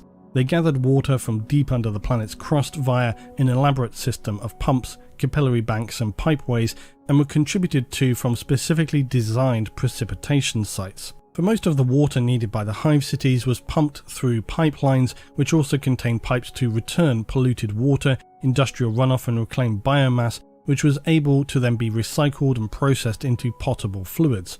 And this is a good example of an Imperial world which is actually moderately self-sustaining, which can be somewhat uncommon with many Imperial hive worlds, requiring off-world supply for key resources, even for the absolute basics like water and food. Many hive cities in their planets are so barren and contaminated that self-production is now near to impossible, but most hive worlds will at least have entire districts dedicated to recycling and reducing the wastage of such critical necessities. They also will generally produce something of value which can be traded off within the general structure of the Imperium and the Administratum. Of course, any water sent between hive cities was mainly for the lower populace, because water, and specifically the type of water drank on Vigilus, was, as we said, a key indicator of wealth and status. So any of the far purer water produced from Otek was transported via land train convoy under heavily armed guard, and by that we mean militarum hellhounds. So the value of the cargo was considered very seriously. Hivespore Otek also held value in its data hives, which were said to still retain data from pre-imperial settlement. The Mechanicus greatly, of course, desired access to this because they believed them to likely contain dense, priceless troves of data. And the governors of Otek Hivespore understood this all too well. These data stacks, these data hives, were obviously used for bargaining among the council on Vigilus. Even when some access was granted, the Mechanicus priests were never allowed to access these archives unaccompanied. But it's also suspected that the tech priests possibly discovered a way to remotely access the data without permission. Knowing the Mechanicus, that sounds extremely likely. Continuing on with the water theme, Calyx Bane was one of the last areas of naturally occurring water on Vigilus. It was a source for the highest grade of pure water on the world, known as Aqua Glacius, and huge las cutter engines would slice off huge slabs of ice from these glacier fronts, and the giant monoliths of ice were then transported to the aristocracy of Mortwald, Hyperia, any areas that could afford them. In the process though of extraction, the Mechanicus also gained access deep below this glacial ice to valuable minerals and ore. The nature of the terrain and its deep crevasses that appeared over time were likely a result of these shifting ice sheets, creating a very high-risk environment, not to mention the logistical challenges of the temperature conditions, and the apex predators which prowled the region were as stealthy as they were violent. I'm quite surprised that, the ice caps of Vigilus are still existing on the planet. You would expect that the ice caps would have started to melt and the water started to evaporate at a very fast rate, because the planet's entire ecosystem and its weather has just been totally upended, and it's become this almost toxic environment. And you just expect that such places would be gone, but it's amazing that they still have ice caps and they're still able to harvest water from these places. Hauler-sized ice mantis were seen frequently dragging ice workers away to be devoured in their lairs, and the near-invisible white worm was a horror that sought out any source of heat, usually humanoid, and burrowed through into their flesh for any too slow or preoccupied to evade them. More troubling though was the disappearances of workers, especially during blizzard conditions. Though no official imperial sources existed to define their nature, rumours abounded, and the fact that so many glacial miners went missing was enough to cause grave productivity concerns in the upper echelons of the mining clades. But I'll cut to the chase for you. It was the Drukhari. Dontoria Hivespore, largest of all the inhabited areas of Vigilus, was an immensely overpopulated hive city. It had passed the Administratum recommended levels of population density millennia previous, and so consequently, when war erupted, the conditions of the populace and their reactions were predictably panicked and chaotic. The claustrophobic, narrow nature of the structures within Dontoria steadily condensed over centuries, meaning that combat within the city was extremely difficult. It did not require you to go many levels below the upper structures before you were immersed into darkness. Power failures were very common, and its hab areas are steeped in pollution, their outer walls often blackened, flaking, many interiors marked by sickly yellow staining just from the extremely low air quality and other chemical pollutants which filtered down through the structures. Hacking coughs, expectorant splutters were common within the city, and the lands of Macia's Delta, Smogfield and the Great Choke were swathed in a dense blanket of vile pollution that damaged the lungs of those without respirators. Its only local water source was polluted, to the point that no life could exist within it, and it sickened any who dared to drink from it. But it didn't stop, of course, floating shanty towns being built right upon it. The Drukhari also are known to have raided the Hivespore more than once, taking a rich haul of captives away to meet their unspeakable, extended lives of pain and suffering. Similarly, the labyrinthine lower levels of the sprawl are very easy to remain concealed for the darker and the more insidious enemies of humanity, letting their contamination seep out from the darkest corners of the hive. But of course it wasn't the darkest place on Vigilus. That would be reserved for Dirkden, for this was the most squalid and neglected sprawl of Vigilus. It was the small, effectively shanty town that formed a very ramshackle, rudimentary city sprawl. It had become home for those who had nowhere else to live. The Council of Vigilus had completely disregarded it as a legitimate city sprawl. But Dirkden's most notable structure was its half-finished skeleton of a hive city that, although teeming with life, was not sealed and self-contained like hive cities are usually. This is because its construction was never finished. But what happened, or why those who designed it disappeared, is not recorded by Imperial history. I'm sure maybe they ran out of money. They ran out of money, they ran out of resources, and they couldn't complete the project. But it appears, for whatever reason, they began to instead build downwards into the naturally occurring subterranean networks beneath. But one structure that would become critical during the problems of Vigilus were its massive fort walls.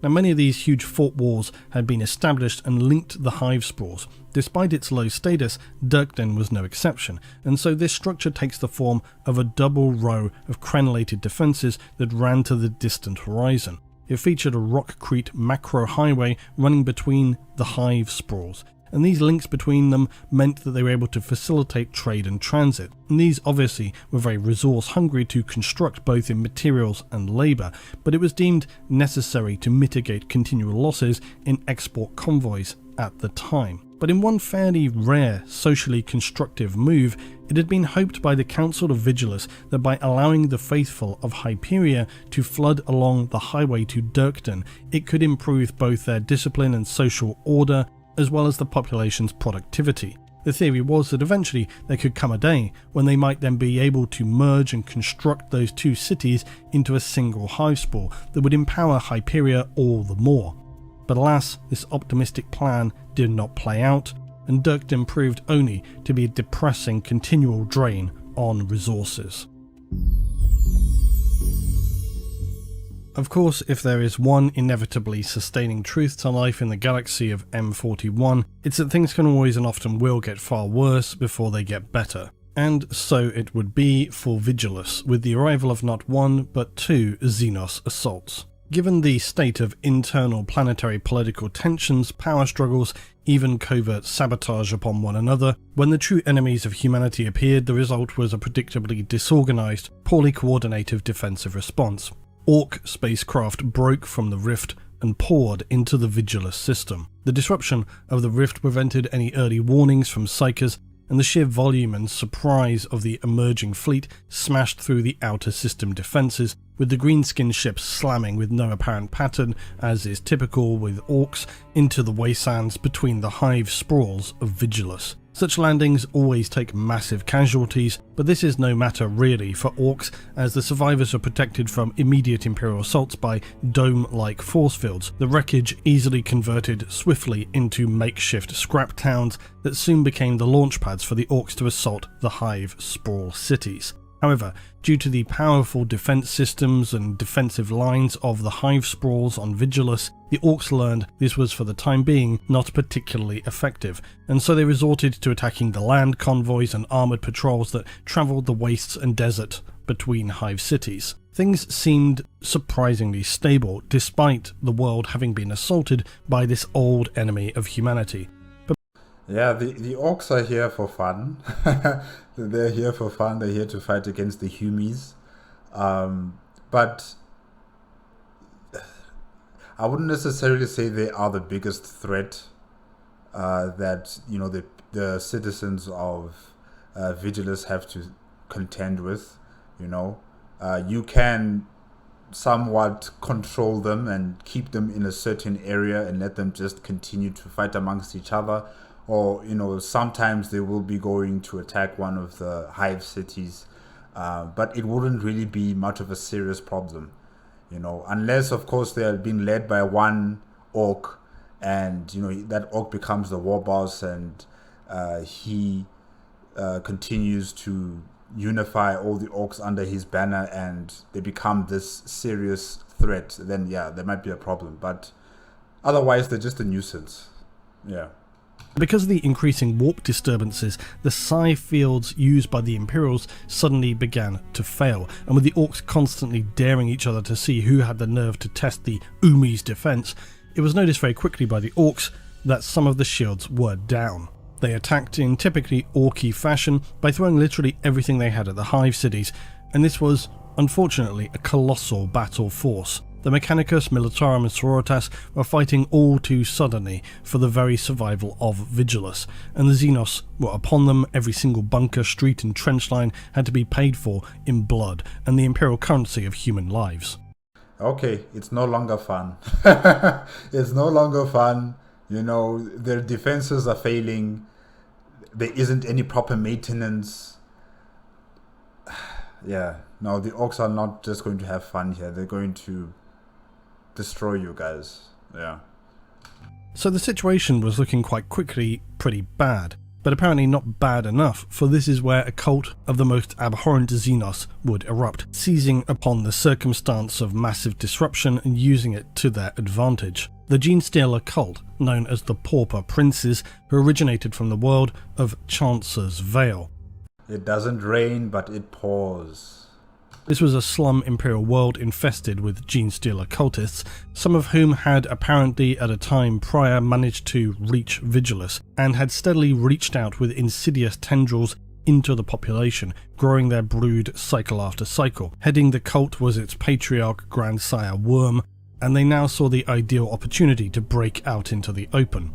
As I noted earlier, Tyranid and Chaos infestations operate fairly similarly by initially reaching out into a population very carefully, tentatively, not creating too many ripples in the water, securing trusted members who know how to stay out of the sights and records of officials, growing their numbers cautiously over many years, and only when they see a sign of weakness, a rare opportunity to seize power, do they take the chance of assaulting in plain sight and begin targeting key positions and infrastructure as part of a broader plan to take control of a world. Not to mention, of course, both will very often infiltrate and install people who are sympathetic to their cause in positions of power within a hive world.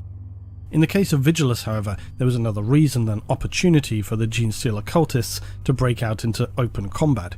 Any cult that embeds itself upon an imperial planet is setting itself up to play a very long game, a patient game of waiting. So when suddenly a gigantic horde of orcs begins barreling straight into a hive city upon a world that a cult may have spent decades carefully inserting itself into positions that it will hope to usurp and seize power and control over, all of that careful subterfuge is for naught if a bunch of stomping, romping orcs starts smashing it all to pieces and burning down their best laid plans overnight. So it would be very much in a cult's interests to take that opportunity to seize control of imperial assets and simultaneously deal with the Green Menace deluging their hive spores before all of their efforts are basically made redundant.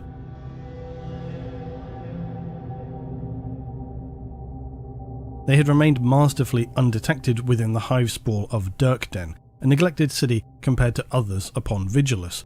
Its lack of resources and development had left it ripe as well for abuse by the cult, who were heavily embedded here and largely outnumbered loyalists. They'd even gained access to the Mechanicus data scripts and consequently shut down the city's bastion force fields. The orcs responded and ploughed toward the wide open sprawl of Dirkden. Cult agents had carefully conspired to place guard forces on the outer perimeter's defensive lines, with reassurances that this was only a temporary measure while the bastion's shielding was being brought back online. Oh no. Oh no. This did not take place. Instead, the cultists seized and overpowered whatever military forces remained within the city hive walls and razed the shields, leaving the loyalist guards facing down an orc horde outnumbering them at least 3-1. A brutal slaughter ensued, and as panic-stricken citizens fled the city, which was now very clearly collapsing to non-imperial control, cultists embedded themselves within this tide of uncorrupted, panic-stricken refugees who fled across the immense fort wall connecting Dirkden to the Hyperia hive sprawl. The journey would take them many days. But they will get there. Eventually they will get there. And they will start the process all over again. The cultists also struck Otek Hivesprawl to the west of Hyperia, and here their operation was met with a far stronger resistance, but they were able to take control of enough resources in the city that they contaminated the drinking water of billions with their insidious genetic taint. As was perhaps to have been expected, the less than efficient Aquilarian Council of Vigilus had initially felt confident in their defences, with fair reason, but now... I mean, also these people, they live in luxury. They are divorced from the realities on the ground. So of course they would also still feel confident in their defenses, that big guns and high walls are going to be the things that protect their society from any type of threat, you know. But here's the Gene Stealer cult. They are using unorthodox measures of infiltrating these cities, carefully, slowly, gaining the power that they need. And when they have reached their zenith, it will be too late for anyone to do anything. They've already started their procedures of toppling the government, destroying any semblance of power, and ruling over the Hive City. With disorder and collapse occurring all across the world, not to mention reports of 2 major hive sprawls facing disruption from within, things seemed to be quickly spiralling. Broken and garbled messages were detailing subterranean uprisings that were at first attributed to disruptive rebels, criminal elements and opportunists, things that the council barely paid attention to initially, because such matters were the jurisdiction of the local arbites or stationed militarum, already with standing orders to crush any signs of rebellion or insurrection. They are failing. They are failing. The council focused on the broader political strokes of the situation, industrial war output and so on.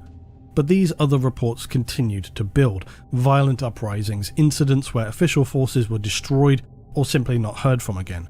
The picture was building of something more significant and far more troubling occurring. But the council was still not focused enough on the details that lay within these reports. They certainly were not well versed enough in Xenos to understand the strange, curled, spiny icon that was now being visibly displayed upon walls, banners and arches of Imperial architecture, nor were they conscientious enough to study very carefully the specifically worded reports and details that mentioned sightings of 4-armed mutants. They had more important matters to focus on: industrial output, maintaining critical resources, and of course shoring up their own interests within the hive cities that they themselves resided in. The Ministorum Council members, for example, were to ensure that the Sororitas and ever-faithful Vigilant Guard stayed close to their power centre of Saints Haven in Hyperia, despite the fact that they had in their hands reports which demonstrated the nearest Xenos threat were hundreds of miles away, breaking upon the walls of other hive sprawls. This kind of self-serving ignorance is quite typical for Imperial worlds, and it's another example of the many problems facing the Imperium. Noble And you can imagine, Gilliman is in this universe now. Robuta Gilliman. You know, he is awakened to this galactic Imperium. This Imperium of man. You know, where there's self-serving interests of all different various factions of the Imperium of man. He is born into this, or should I say, he is awoken into this messed up, decrepit, stagnating empire. And really, if I was him, I would really be so depressed. I would be so depressed. I would give up. I'll be like, you know what, I'm just heading back to Ultramar. I'm staying at home. The rest of the galaxy can deal with itself. I'm done with you guys. This is just too much. Oh gosh. Politicians who gain their seats of power by hereditary systems, riches or control of critical planetary resources, but who actually have little if any experience dealing with anything other than the day-to-day human problems of quelling disquiet among the unwashed masses. So when suddenly an insidious alien threat appears upon a world, they trust in the forces that they always have to put down the problem in standard fashion, whilst expending minimal risk and cost to themselves and their peers. And it's why on so many worlds other than those which are strictly run by the more senior control of the Imperium are often in a very, very bad situation before any help arrives and can salvage what's left. And Vigilus is going to be lucky because it's such a strategic planet. And, even Roberto Gilliman has said that this is a very strategic planet to the Imperium of Man. They will get the backup that they need from the Imperium of Man. They will be skipping all those procedures that other planets have to go through to get assistance from the Imperium of Man. They will be on the top list, right there on the top. Whatever they want, they will get. If they need Astartes, if they need Titans, if they need more battle sisters, if they need the ecclesiarchy, if they need anyone in any department of the Imperium of Man to come and assist them, they will get them because of the importance of this bastion world. They will get them.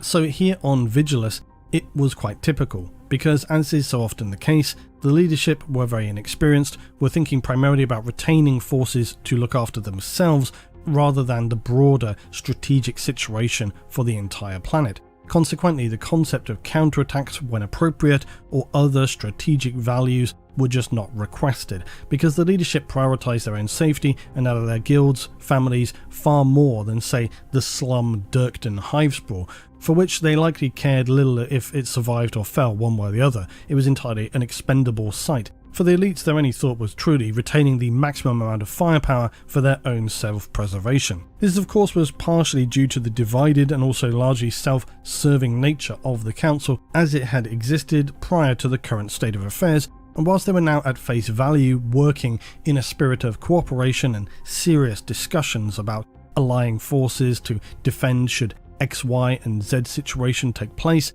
they certainly were not in good faith thinking about the bigger picture of Vigilus beyond their own walls of their hive cities, and certainly not within the wider picture of the Imperium and the Nachmund Gaunlet. Of course though, there were people who fully understood its significance, and they were certainly not the type of Imperial officials one would want to cross by having them see the absolute shambles of a defence that was currently unfolding on Vigilus. By now, multiple Astartes forces were en route to Vigilus, but it would take them roughly a year to actually arrive, and in that time the Sororitas and the planet's guard and militia forces were barely able to hold on, standing against the widespread disruption of orcs who continually battered the perimeters of the various hive sprawl. The first Space Marines to make planetfall on Vigilus were the Iron Hands and their successor chapter Brazen Claws. This was of course intimidating enough for the leadership of Vigilus, but there was another force sent by Guilliman himself, and they would arrive soon after this initial support force, whose primary goal was to drive back and just hold the line against the orcs. So when these initial Astartes forces translated into real space, they quickly saw only a few orc ships in the system between themselves and Vigilus. It didn't seem too serious of a situation. But this appearances can be deceiving. Land on the planet. Land on the planet and you'll see what's going on. Was due to the fact that the orcs had presumed that they were able to quickly control the planet and so had slammed their ships into its surface, but had then found that in actuality the humans' bastion class force fields were quite difficult to breach and their momentum was interrupted. Their battles had stalled, and it turned out to be no bad thing for the inept leaders of Vigilus. When the Astartes began to deploy to the surface of the world, however, they discovered quite quickly there was more going on here than they had been led to believe, and that the Imperials upon Vigilus had been fighting a more complex situation, although fighting is perhaps a pretty loose term, and the Imperials upon the world had been dealing with a much more complex situation. Sororitas patrols which strayed into areas of hive cities controlled by the Genestealer cults were regularly ambushed in very intense firefights. The Astartes discovered saturation levels of tank traps, barbed wire that was strewn with the grim, unmoved corpses of those who were unable to be saved and retrieved. Militarum armour had fared no better, and where the burned out remains of tanks and APCs were absent, in their place were sinkholes filled with armour, apparently having collapsed into subterranean corridors, presumably deliberately hollowed out as a means of blocking and trapping armoured columns. The hive sprawls that they had entered into were a disastrous mess. Vigilus's air support was also focusing on the movements of the green-skinned tribes primarily, confining them where necessary with punitive strafing runs.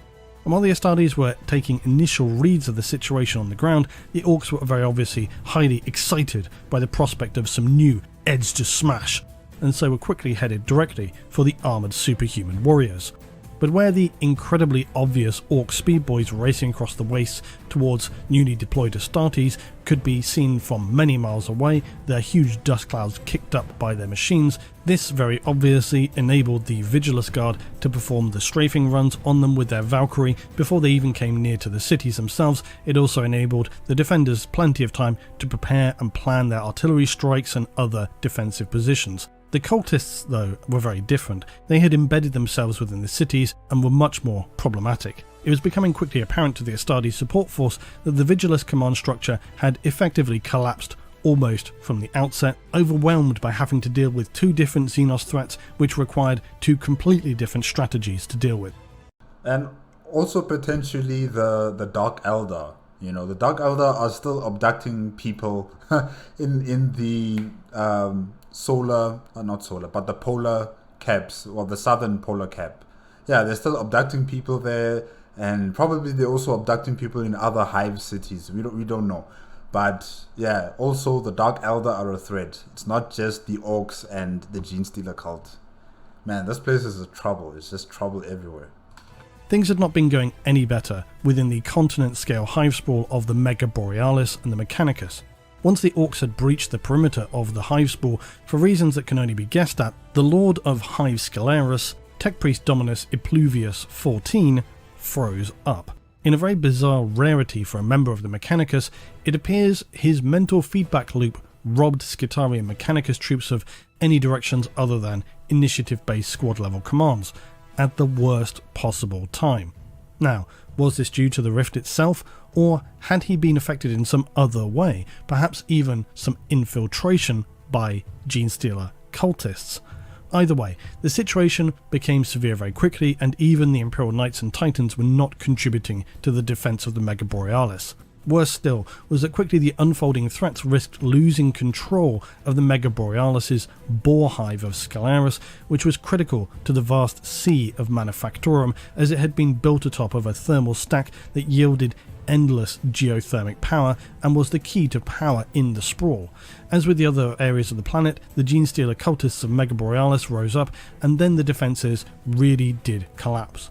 All the designed defence plans and strategies were at this point effectively rendered obsolete.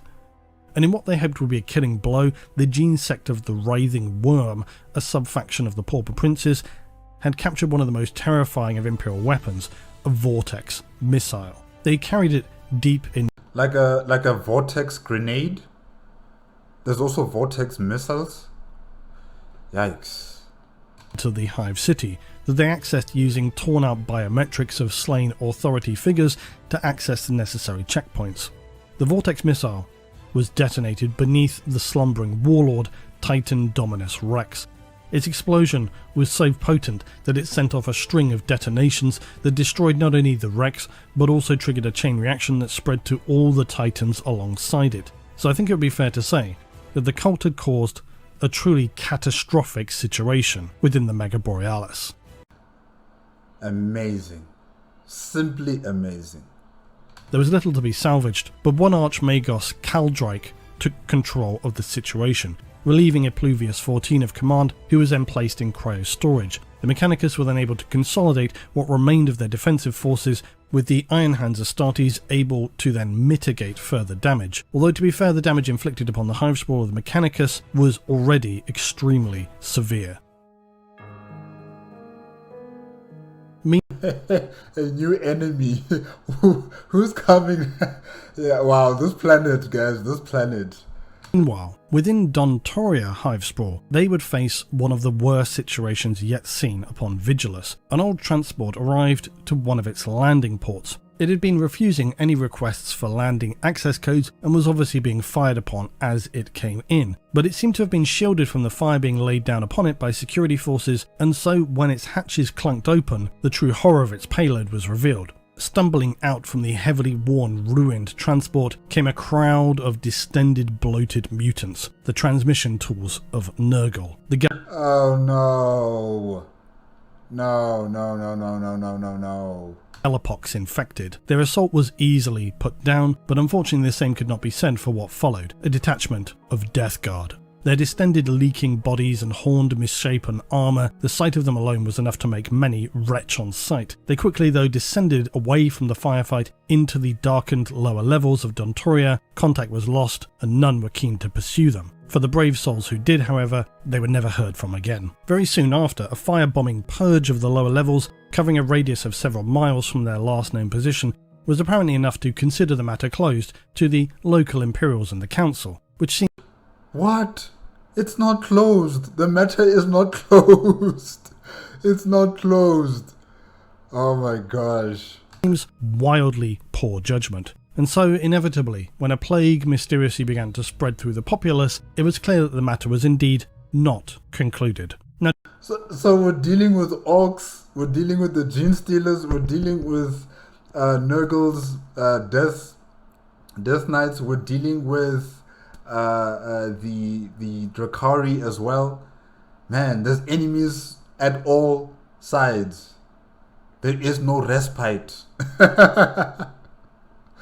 This is crazy. Disease was something already greatly feared in Dontoria. Its claustrophobic environment of the city meant that previous pandemics had taken a very severe mental and physical toll on the already weak population. So when reports of a supernatural plague began to appear, a disease that melded flesh with metal to form hideous blends of man, machine and demonic anatomy, parodies of human form you might say, for the citizenry it was very much time to panic. Only the rogue trader Delaric de Languille, operating out of Litmus's highest spire on her quest to chart the Nachmund Gaunlet, recognised the disease for what it was, the Gallowpox. She was recorded as saying, quote, "The magnitude of this infection cannot be underestimated. This is no natural plague, no malady that the human body can fight and overcome. This is the Gallowpox. It is fully capable of causing flesh to run like wax, to swell and burst, even to blend with augmetics, war gear and those machineries close at hand whilst the sufferer sleeps. The resultant hybrids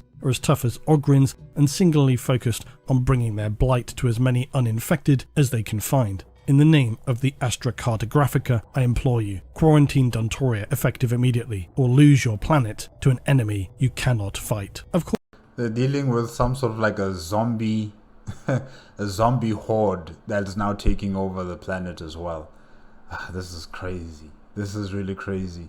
Of course, her advice was roundly ignored, and the plague spread like wildfire, which created further problems as then the citizenry were taking matters into their own hands, burning the infected wherever they were found. Bands of mutants and nightmarish hulking terrors stalked the streets, controlling their own territory. Elsewhere, the streets thronged with giant vermin that sometimes appeared to be more like living dead creatures, their forms twisted beyond biological limits. Street gutters were thick with fat, horrible, translucent sludge grubs. Eye stinger swarms flitted through the skies in search of fresh prey to smother and sting into a swollen, blind, blistering mess of oozing pus. Nurgle had granted his blessings upon Dontoria, and only rogue trader Languille seemed to fully appreciate what they were facing. She again requested extensive quarantine measures of the Aquilarian Council, but privately she feared it was already too late. You know what? Just leave the planet. Leave the planet right now. No one is hearing out your advice. No one's hearing out your suggestions of what to do. Just go. Just pack up your bags and just leave. Maybe stay in orbit around the planet and wait for this extra force that Guilliman is sending over to the planet. Yeah, I'm also just waiting for those people, whoever they are, just to come to the planet and let's see what they can do. Because the situation here is just, it's uncontrollable, really. The first Space Marines who had arrived upon Vigilus were small but potent strike forces, who engaged in battle within seconds of planetfall. The Brazen Claws mercilessly set about slaughtering orcs as if it were just another day. The Iron Hands entered the Mega Borealis of the Adeptus Mechanicus to help slow the collapse there, and then the Space Wolves were also present. They had concentrated their attacks upon Otek Hivesprawl, for they had received word of a Xenos infestation there that would test their hunting skills. What had become quickly clear for the Astartes was that any communications with the Planetary Council proved frustrating and counterintuitive. The leaders of the planet seemed both ignorant and arrogant in the extreme, and with their limited numbers, none of the Space Marines sent representatives to address that situation. Spending hours in debate with bureaucrats was not useful nor appealing, so they simply relied upon communicating with chapter brothers via their own comm systems. It was enough to keep them apprised of the broad tactical situation. What had been largely unseen by the Council upon Vigilus was that the worlds of the system itself appeared to be suffering attacks by the forces of chaos, and so librarians of the Astartes strike forces had sent psychic missives to their chapter masters hoping for more reinforcement. In the dead of night, Marneus Calgar of the Ultramarines was visited by a vision of Chief Librarian Tigurius. He understood that of course this was no mere vision, but Tigurius reaching out to him in his astral form with a message of great importance, the Primarch himself had ordered that Vigilus could not be allowed to fall. Calgar.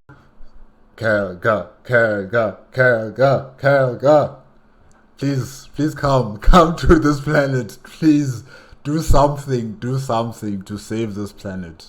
Calgar quickly secured a powerful force of every Astartes asset he could requisition. Chapter masters and navigators were briefed and began the journey to the Vigilus system. My chapter master. Surrounded by his finest librarian disciples in the depths of the fortress of Hera, the chief librarian of the Ultramarines, Tigurius, guided the fleet through the madness of Imperium Nihilus. It cost several epistolaries who died clawing at their own eyes, but without their efforts many ships would have been lost and their arrival badly delayed. The Ultramarines' armada had not reached Vigilus without its own losses. Several ships had been lost en route, including all aboard. They set out under their sub-warp engines now for Vigilus. Any remnants of the Orc flotilla who existed in the vicinity were calmly obliterated. Calgar issued orders to the Astartes already on the surface not to inform the local authorities of his approach and arrival. He did not wish to become embroiled in protocol and politicking. The Astartes force was not there to follow diplomatic procedures, they had come to restore order to Vigilus. Yes, please. please.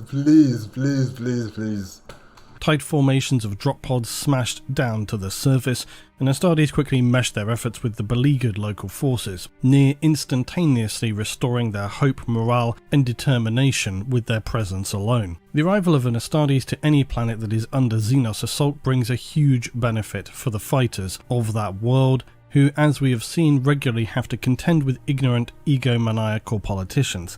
In stark contrast to the Space Marines who upon arrival within the first few minutes will be issuing direct orders, requisitioning ordnance for fire missions and reinforcing defensive positions for guardsmen. Clinical precision, disciplined, and they are concentrated and focused on their duty to defend the Imperium of Man's territory. Unlike the politicians and all these other high officials and nobility that focus on themselves and on their own self-interest, that lead their entire worlds into chaos because of their incompetence and selfishness. Having these guys here, having the chapter master here, having the Astartes coming here, it's like a miracle, really. It makes a huge difference to the effectiveness and willing sacrifices to be made by ordinary humans, such as are often exhausted in every respect, having fought a trudging uphill war on multiple fronts. Unfortunately for the Aquilarian Council, this meant that where the Iron Hands and Brazen Claws had not even bothered to send a representative to liaise with them, as they had quickly realised this to be both a waste of time and tedious, the same could not be said for Marneus Calgar. Ultramarines, whilst warriors of legend, they also follow the teachings of their Primarch and are generally speaking master diplomats and strategists. Calgar being one of the longest serving and most experienced examples in his former role as the chapter master and ultimate authority in Ultramar. He's still my chapter master, even if he doesn't hold that title. He's a chapter master. What would he make of this despotic council of self-serving bureaucrats? Very obviously, not much. When Calgar flung open the doors to the lavish, almost obscenely adorned debating hall of the council, he could immediately see the all too typical rot and corruption of human self-interest. In fact, astonishingly, as soon as the initial diplomatic niceties were dealt with, the council actually slid back into argument, sniping and finger-pointing among themselves, almost disregarding Calgar's presence entirely. Sure enough, as an enraged Calgar ordered many of the council immediately removed, as they were being dragged out of their seats, the truth was laid plain. Several of the council were exposed to have purplish, knobbled skin under their luxurious garments, concealed by skin hue grease paint, but undeniably alien. With the truth revealed, cultists rushed forth with knives drawn, an inevitable scene played out. The concussive force of bolters echoed to a deafening roar within the chamber, so much so that glass shattered, many council members dove under tables, cultists were executed, council members bound, lashed and exiled. Calgar had no faith nor patience for the remaining bureaucrats to be useful given the gravity of the situation. He assumed command of Vigilus. Yes! Though carefully vetted advisors remained from the former Aquilarian Council, who were clearly disciplined, loyal, and understood the planet and its hive sprawls. Thus, the Vigilus Senate was formed. One of its first actions was to reorder its command structure, not a small matter, but with the infestations that clearly had taken hold, it was extremely necessary. For Calgar, the first step to victory was accurate knowledge of just what was happening where, and far clearer communication. The newly approved members of the Vigilus Senate found it far easier to speak with someone as objective and experienced as Lord Macragge, in stark contrast to their former masters, who made a habit of continually shutting down key information, speaking over one another, and vicious, petty sniping. Ensuring the Senate and command structure of Vigilus remained intact was critical, and so Calgar installed a new security force of Ultramarines titled the Extremist Guard. They proved their worth almost immediately in shrugging off an Eldari attack that could have crippled the entire Vigilus command structure. The Eldari are here too? Yo. It was revealed that in fact the Eldari of Craftworld Simhan had divined Vigilus as a world of paramount importance in their eternal battle against the great enemy. Thus they had sent some of the fiercest clan warriors to tip the scales of fate against the Chaos Uprising that was gathering pace on the planet. But what could have been potential allies resulted in a fierce battle, with the Eldar ultimately forced to flee. I mean, really, they could have been allies. I even thought there was some sort of truce, or maybe not all the craft worlds agree, to this supposed alliance between the Imperium of Man and, the Eldar. I forgot the Eldar lady's name again. Was it Ysera? Something like that? And, of course, Rubute Gilliman. I thought they had some sort of agreement where they would work together to fight against a common enemy. And that is, the Chaos Demons and their forces. But maybe I'm wrong about that. Okay. Turn to the troubling situation of Dontoria. Until now, this had surprisingly been largely ignored, with the defenders generally focused on the far more visible orc assaults and cultist uprisings. Calgar saw things differently. Rogue trader Langrill was spoken of as having been one of the few voices who had warned of the need to address what was occurring within Dontoria. Calgar immediately summoned her to hear what she had to say. In considerable contrast to the former council's glacial decision-making process, it took barely minutes of her testimony for the newly appointed Lords of the Senate to reach and enact a decision. The chapter master of the Necropolis Hawks would lead the fight against the Galapox. The Crimson Fists would connect with the Iron Hands to establish an intensively strict cordon in an attempt to contain the plague. And as the Necropolis Hawks entered the area, which was ground zero for the outbreak of contagion, they soon discovered the situation was far from being low priority. Shambolic lumbering mutants with skulls and distended bodies melded with steel lurched from alleyways and choke points. Vermin leapt from windows to stab at armour joints with proboscis and forelimb, and lumbering flesh hulks belched bizarre flames from their mouths. At close confines, the powerful claws and improvised weapons of these monsters made them lethal opponents, but with bolt and plasma they were caught in an exterminating crossfire, and areas were steadily cleared and marked as such. The Crimson Fists drew the cordon tight, using Land Raider Redeemers and flame-spewing hellhounds of the god. Promethean pipelines were opened up, so that by now a quite literal firewall was established around the infected zone. The net had been cast, and now for Calgar and his Senate, the only choice left was to understand they were about to consign hundreds of thousands of civilians to a hideous death. But if it meant saving billions, such prices are deemed acceptable for the Imperium. As Promethean fires blazed around Dontoria, the Iron Hands enforcing the quarantine astonishingly allowed frustration and offence to impede their previous efficiency, which was now nothing more than sheer brutality. The populace, with such limited options, opted to brave fire and corruption rather than go face to face with merciless Astartes. Many fled. Iron Hand's kill teams attempted to destroy the escapees, but then found themselves entangled and confronted with Death Guard among the darker and despairing depths of Dontoria. It was not a textbook example in controlling such a site of contamination, but it would be true to say that the previously dire situation had appeared to be brought largely under control. Rogue Trader Languille's role was still far from complete. She had been told by her psychers that before the firewall was completed, a freighter had left containing the plague that saw flesh blended with machine. The ship was headed for the warp, its destination, Terra. Her only hope was to leave immediately and attempt to intercept the freighter before it reached the system's Mandeville point, but only her unarmed corvette cruiser was fast enough to reach them. In an example of both the benefits and limitations of warp travel, within 60 hours Languille had sighted a green-grey dot on their monitors. It was the freighter Illustrious Cargo. Taking a handful of her finest agents in a transition pod, they boarded the vessel. The nightmares that were found inside remain only in sealed documents seen by Calgar and Rogue Trader Languille. But she alone would return to Vigilus and did not speak to it other than posting her action debrief with Calgar. What is known is that the Illustrious Cargo was destroyed before it could translate into the warp, the energy signature of the explosion indicating that its engine decks had been sabotaged from the inside. But it was then that they discovered an extremely disturbing communication from the same Dontorian dock, that several other vessels had departed a day earlier than the Illustrious Cargo using the same idents and marked with the same destination. Oh no. For all her efforts, the Gallowpox infection was slowly crossing the Nachmund Gaunlet towards the stars of Terra. The only obvious conclusion was that they must be located and stopped at any cost.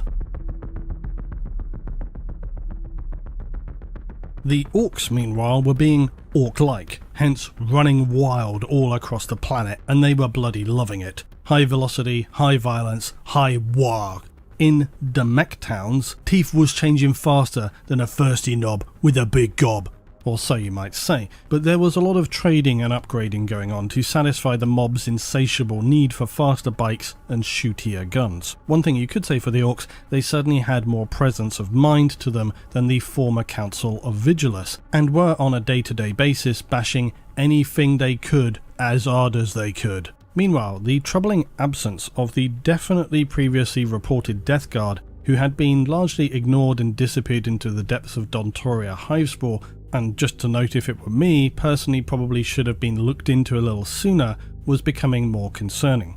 One of the unmentioned other Hivespawns so far was of course Mortwald, out to the far west of Dontoria and on the east side of Mega Borealis. It was the producer of most of the planet's food and medicine, which, with the Orcs disrupting shipments and cultists also rising, had become critically problematic. Thankfully, Mortwald did not lack for experienced soldiery. It had been steadily reinforced over many years by regiments, including the likes of Lokar Prime Sandsmen, Vostroyans, and dispossessed Cadian shock troops. For such experienced soldiers, they would face down the Orc Menace hive shields or no. For once you've stood to defend the Cadian Gate, there's little else you wouldn't be willing to face after. In fact, in many ways, facing down a fairly traditional ground-pounding engagement against an enemy whose most vicious weapons are generally projectile weapons, melee implements, and things with a lot of teeth, it's actually quite preferable, for some perhaps even leisurely, compared to facing down the hellish enemies of Chaos and the Warp. So no matter... I mean, imagine facing against a Nurgle's Death Guard, you know? Ugh. Like, I'd be so distracted just because of the way they look, you know, with all the just the gunk on their bodies and this rotting and this decay and this bile smells and everything. It'll just be so nasty, really. So yeah, fighting against the Orcs, I think it's much more preferable than to be fighting against Chaos armies and you know, their demons. Ugh. What was thrown at the defenders of Mortwald, they held the line, and so by the time of Imperial reinforcements in the form of the mighty Astartes of the Imperial Fists, who came bounding out of their dropships in bright gold and yellow ceramite and immediately charged forth to reinforce the defensive lines, The guardsmen who had faced for many months the unrelenting rage of the orcs or the alien subterfuge of ambush and infiltration of cultists were so emboldened by the arrival of the Emperor's angels, they instantly became unafraid of any enemy, their souls burning with righteous zeal. For they knew with the unbreakable support of the Imperial fists now at their side, it meant they would hold the line, and in their own minds had already won. Expectedly, not only did the Imperial Fists implement an extremely effective defensive plan, as well as reinforcing the already solidly primed defences of Mortwald, they also oversaw the deployment and arrival of many Imperial Knight houses, including wandering Freeblades. Mortwald had turned from being ignored by the previously ineffective Council to now looking like an unbreakable defensive bastion and one of the strongest hive sprawls on Vigilus. However, for the knights that had arrived from the nearby world of Daravar, their noble pilots continued insistence to lead an extremely aggressive vanguard assault when it were clear that for now simply reinforcing their defensive positions was all that was necessary, raised suspicion among the Imperial Fists, especially when coupled with the fact that many had seemingly obscured their traditional insignia. The senior princeps of the Reaver Titan, Horatium's Bane, also reminded them that he wished for nothing more than to unleash his warhound Manipul, the Hyperion hounds, out into the wastes to hunt down the Xenos filth, but even they had accepted the logical necessity to simply hold the line. Nothing was to be gained by stepping out from their defensive positions of Mortwald. However, the situation would change as the Orc forces steadily returned with larger and larger machines of war. When Titan-scale monstrosities appeared on the horizon, the call was made that Orc factories had to be destroyed. Within the hour, the Knights and Titans were striding across the wastelands, and when the Freeblade Knights assaulted the Orc scrap city Tanker Spill, smashed through a wasteland horde at full charge, expertly utilising their directional ion shields to deflect fire, the Knights destroyed them with such speed, force and ferocity that many surviving Orcs were completely disorientated, milling around in disarray, which meant they were easy prey for the support of the Warhounds. The Knights smashed through the factories of Tanker Spill. Most Orcs were out speeding around or crushed by the slaughter of their approach. But after the city was burning, the Knights could not be compelled to return to Mortwald. They charged on for the next Orc city, seeking more slaughter, more blood, more killing. I'm kind of worried about them.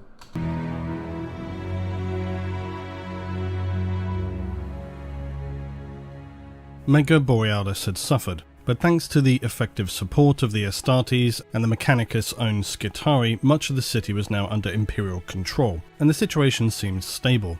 The Xenos Genestealer cultists had been killed in good numbers, but in one area their banners were still raised high, and the cultists knew their time was now short, so they deployed a plan that would see the Patriarch and Pure Strain Genestealers lead an assault to try and salvage something of the situation. Just as with many hive cities, the lower levels were so complex and unmapped and unsupported by any infrastructure that few knew their layout or cared to venture down. Thus, with the Orc War above, the lower levels were quite easily the domain of the Genestealer cult and its Pure Strain Genestealers. Before they even knew what was happening, the Skitarii were engaged in a sprawling multi-level battle, but the Mechanicus were holding out well, their tech priests having established battle plans for every conceivable form of invasion, except apparently infiltration of their water systems, the pipelines being considered too narrow to be any kind of risk. Unfortunately for them, the Genestealer physiology enabled them to travel through extremely narrow, high-pressure pipelines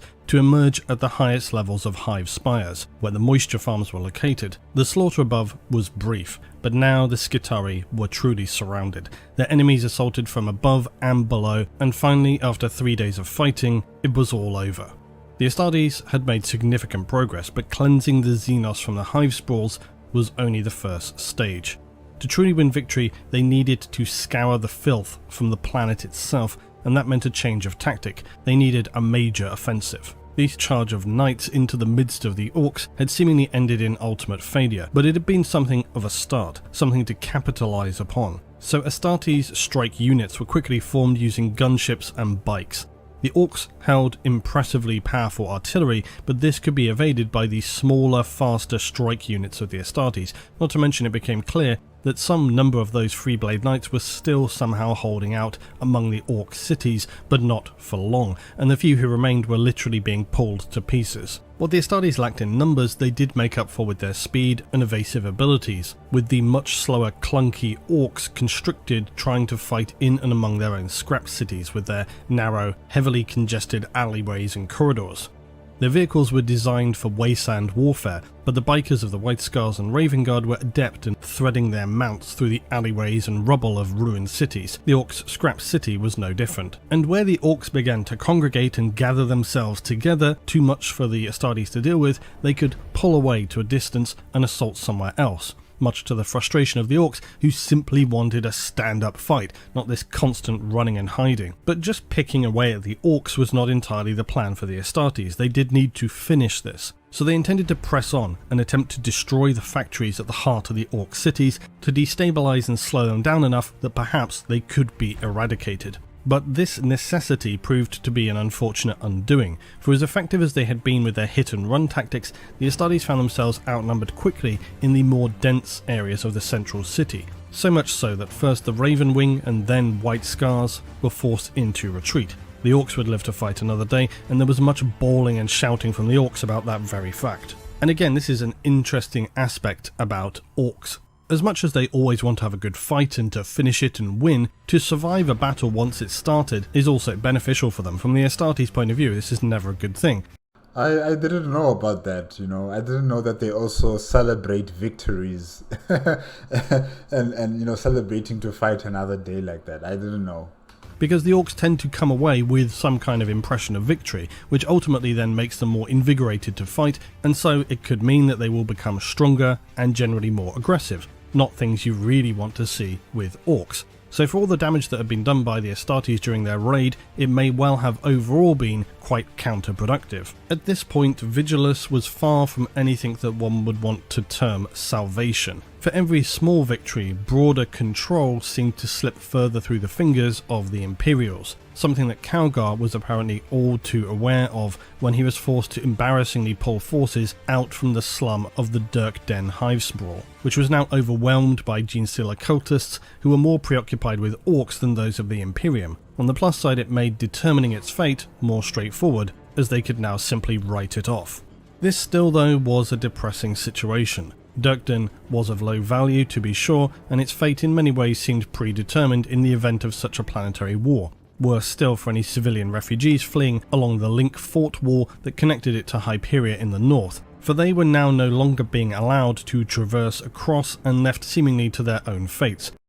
Yeah, I kind of understand why, they're being shut off from transferring to another hive city, because the Genestealer cult is still very much active, and they'll be hidden amongst all the civilians, and then they'll transport themselves to the next hive city. So yeah, it's sad. Calgar had abandoned some tens of millions of civilians in Dirkden for little other reason than allowing the two Xenos forces to occupy themselves by fighting each other, which of course they did, and within days the sprawl of Dirkden was ablaze. Its miles and miles of smoke blackened the horizon seen from Hyperia.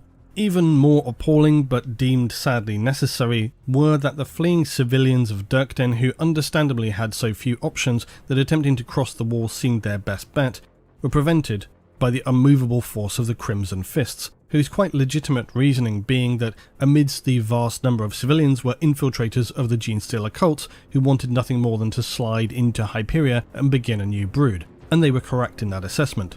But nonetheless, when rocks and other objects were beginning to be thrown by protesters, the Marines opened fire, playing out a scene that had been seen thousands of times before in the Imperium's history, reminiscent of the Emperor's brutal wars of suppression during the period of unification. The barely armed civilians were cut down by superhuman warriors in a horrifying scene of carnage, a true blemish upon the honour of the Crimson Fists, to be sure. Calgar believed it was the right choice nonetheless. The severity of the decisions now being made, though, did little to instill a feeling of optimism in the general populace, in fact quite the contrary. But then things started to get weird. The rift appeared blackened at its edges, Vox ghosts were beginning to be heard, a spear of light was seen exiting the rift, but no readings could make anything of it. More oddities followed, along with sightings of winged figures around the hive spires. Abductions began to be reported, and critical areas were suddenly found abandoned. Specialist teams of guardsmen sent to report on such sightings were not seen again, but reports did begin to filter in of blackened bodies and mangled corpses littering the highest points of Imperial architecture. Marneus Calgar and the Vigilus Senate took a stern interest here. Not only did they suspect the worst, but these sightings were being reported from every hive sprawl on Vigilus. The ground war had been grinding on, and had become so all-encompassing that none had really bothered to pay attention to what was occurring in the heights of the hive spires, which are often, in many worlds, their own isolated environments, where only the wealthiest families and the industrialists could afford or earn the right to exist. And mostly, no news meant good news. So the Imperials had remained focused on the wider populations and the more frontline situations of the rampaging orcs and insidious cultists. They realised now that they had become willfully blind to what had come to Vigilus whilst they were preoccupied with the literal wars below. Meanwhile, above their heads, a plague of a different nightmare had descended upon the upper echelons of society as the rift diffused its saturated warp corruption. This had begun by superficially presenting itself as, again, is often seen, merely disrupted sleep, bad dreams. Some people were heard talking to themselves or rambling nonsense. It was only when one Inquisitor Frenza began to decipher it that she learned it was the dark tongue of chaos. At first it was indecipherable, but eventually the more corrupted individuals became, then did the syllables harden into more distinct words. But even more disturbing was that as study of such corrupted civilians progressed, it became all too clear they were not merely rambling, but chanting, and in unison. When translated, they appeared to be calling out, "The Dark King is coming."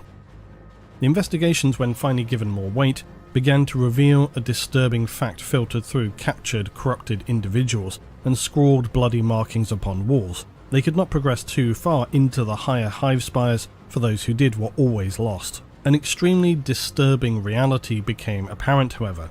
The truth was, heretic Astartes were here on Vigilus, in the form of raptors, warp talons and helldrakes, seemingly led by an appropriately titled individual, Harken Worldclaimer, Herald of the Apocalypse. Such things did not bode well for the Imperial's hopes of restoring Vigilus to a state of order and defensive security, so when Worldclaimer's voice echoed across the planet, it surely proved terrifying. But the bleakness of the picture it painted in the minds of mortals of the absolute hell that was still yet to come turned many stomachs over, despite the presence of the Emperors Astartes and Marneus Calgar. Throughout every hive sprawl and slum on Vigilus, crackled, distorted and garbled messages spewed from Vox units. They were difficult to understand, but clear enough to get the message. Harken Worldclaimer made sure that his ominous message was spread to every corner of the world. This planet is claimed in the name of Abaddon, the spoiler of worlds. Know that you will kneel before him, or you will burn.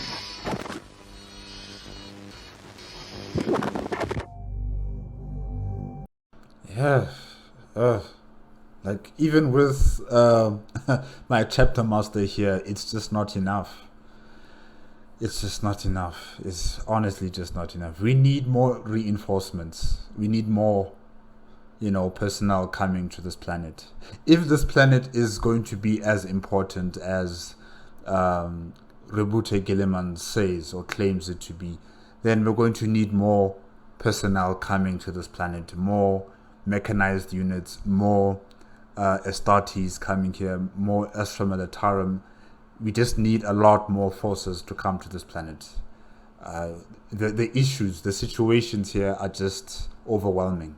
The current forces that are there. Yeah. Vigilus became a site of critical importance as a world that was soon to feel the spiralling death toll of planetary-scale hive war. Like so many Imperial planets who maintain a facade of order and discipline, this was shattered overnight, and by the cold light of day, only the reality of systematic corruption and ineptitude remained. Another critical flaw that was quickly exposed lay in the fact that each hive sprawl on Vigilus relied on at least one of the others for a commodity, without which it could not function. And this seems to have been a very serious oversight when some form of disaster occurred within one or multiple hive sprawls, such as a contagion or a war. This reliance meant it were far easier for the cultists to cripple multiple cities at once as soon as they had some influence over governors of the cities themselves or the planetary council. And in a broader sense, Vigilus is perhaps an excellent example and analogy for what has befallen humanity many times in its history, in the sense of building reliance upon distant resources that could at any time, for many reasons, be disrupted severely. But it's not like they have a choice, you know. This planet is practically dead, you know. The water supplies have been contaminated, you know. There's only a few hive cities that have proper drinking water that can be transported to other hive cities due to the over-mining of the planet by the Mechanicus priests. There's no way of, you know, planting enough foodstuffs for everybody on the planet. There's only a few hive cities that actually produce enough food for the rest of the planet, because this planet is practically dead, like I've said before. And yeah, like it's difficult for each and every single hive city to have its own independent water supply, independent food supply, and also other minerals and resources for themselves, you know, because these places have been designed to the benefit of those who are powerful, you know. Those who are powerful, they must get whatever they want. Everybody else, they get scraps. And, you know, the interrelationship between all the hive cities was required for there to be some sort of survival on this planet. So, yeah, it's not as if this was going to ever change, really. You know, the selfishness of those who are in power almost completely negated that notion of having self-sustaining hive cities. Yeah. Once a major reason for the massive collapse of human galactic civilizations during the Age of Strife, just as much as it had been a trigger cause in the ancient civilizations of humanity on Terra. So it seems strange, although not entirely surprising, to see humanity not having learned lessons, because learning lessons from past history is not something humanity is very well known for, not least because it requires both history to be accurately documented and then also having people open-minded and objective enough to understand why things should be done differently and rationalised to ensure such disasters do not happen again. Any brief look at any point in human history demonstrates quite readily that this is not our strong suit. So despite deploying Marneus Calgar himself to resolve the situation on Vigilus, they had found themselves facing multiple enemies requiring a broad swath of tactical solutions. The Astartes faced enemies at every turn, and even at one point the Senate chambers were breached from above, forcing the Ultramarines to engage against the forces of Chaos, who were by now corrupting the planet in a dozen different ways. Meanwhile, the Imperials continued to face off against Drakari, Orcs, the Eldari, and of course Genestealer cultists. Many of the Imperial forces were by now only what could be described as tattered remnants of their former selves, nothing that could stand up to an almost unrelenting assault. Like, this planet is so attractive. This planet is attractive to all the factions of the Warhammer 40k. All we're waiting for now is for the Tau. The Tau also need to come into this party, and then it will be a complete mess. And, you know, the epitome of Warhammer 40k, all on one planet. Yeah, we just need the Tau to come here, and it will be the biggest party in the galaxy.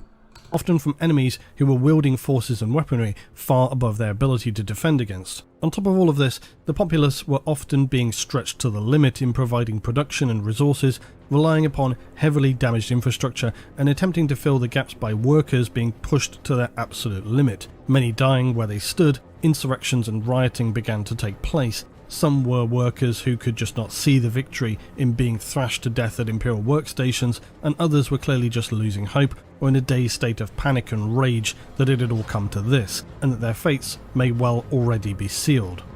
But it was when those corrupted communications began to drift into every hab, every factorum and dark transit station, when the haunted, grumbled whispers and vox exclamations began to penetrate the senses of the populace, that the mood of the planet shifted in a negative direction. Worse, that they were bleak, suggestive, and detailing the approaching fate of all. sometimes barely audible, other times overwhelming shrieking that cut through human nerves like a white-hot blade. The unrelenting barrage of work, reality and distressing, inescapable vox messaging from the void were making life for the billions of human citizens who remained trapped in their hive cities intolerable.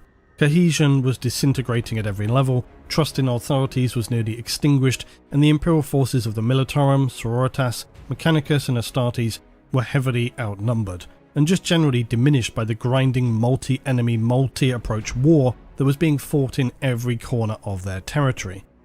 Despite the deployment and intervention of multiple Astartes forces, the presence of Calgar himself, the situation was starting to look legitimately unsalvageable. Far from seeing a light at the end of the tunnel, for any who looked to the heavens above, all that could be seen was darkness. Quite literally pure darkness, so consuming that it entered the minds of all and twisted them into corrupted minions of the dark entities of the void. The defenders of Vigilus faced obliteration with the oncoming forces of Abaddon, who was apparently arriving to the world at any time now. How could the citizens and Imperials of Vigilus prevail against... So he's the Dark King? Abaddon? Okay. Against such all-encompassing darkness, against such reckless hate.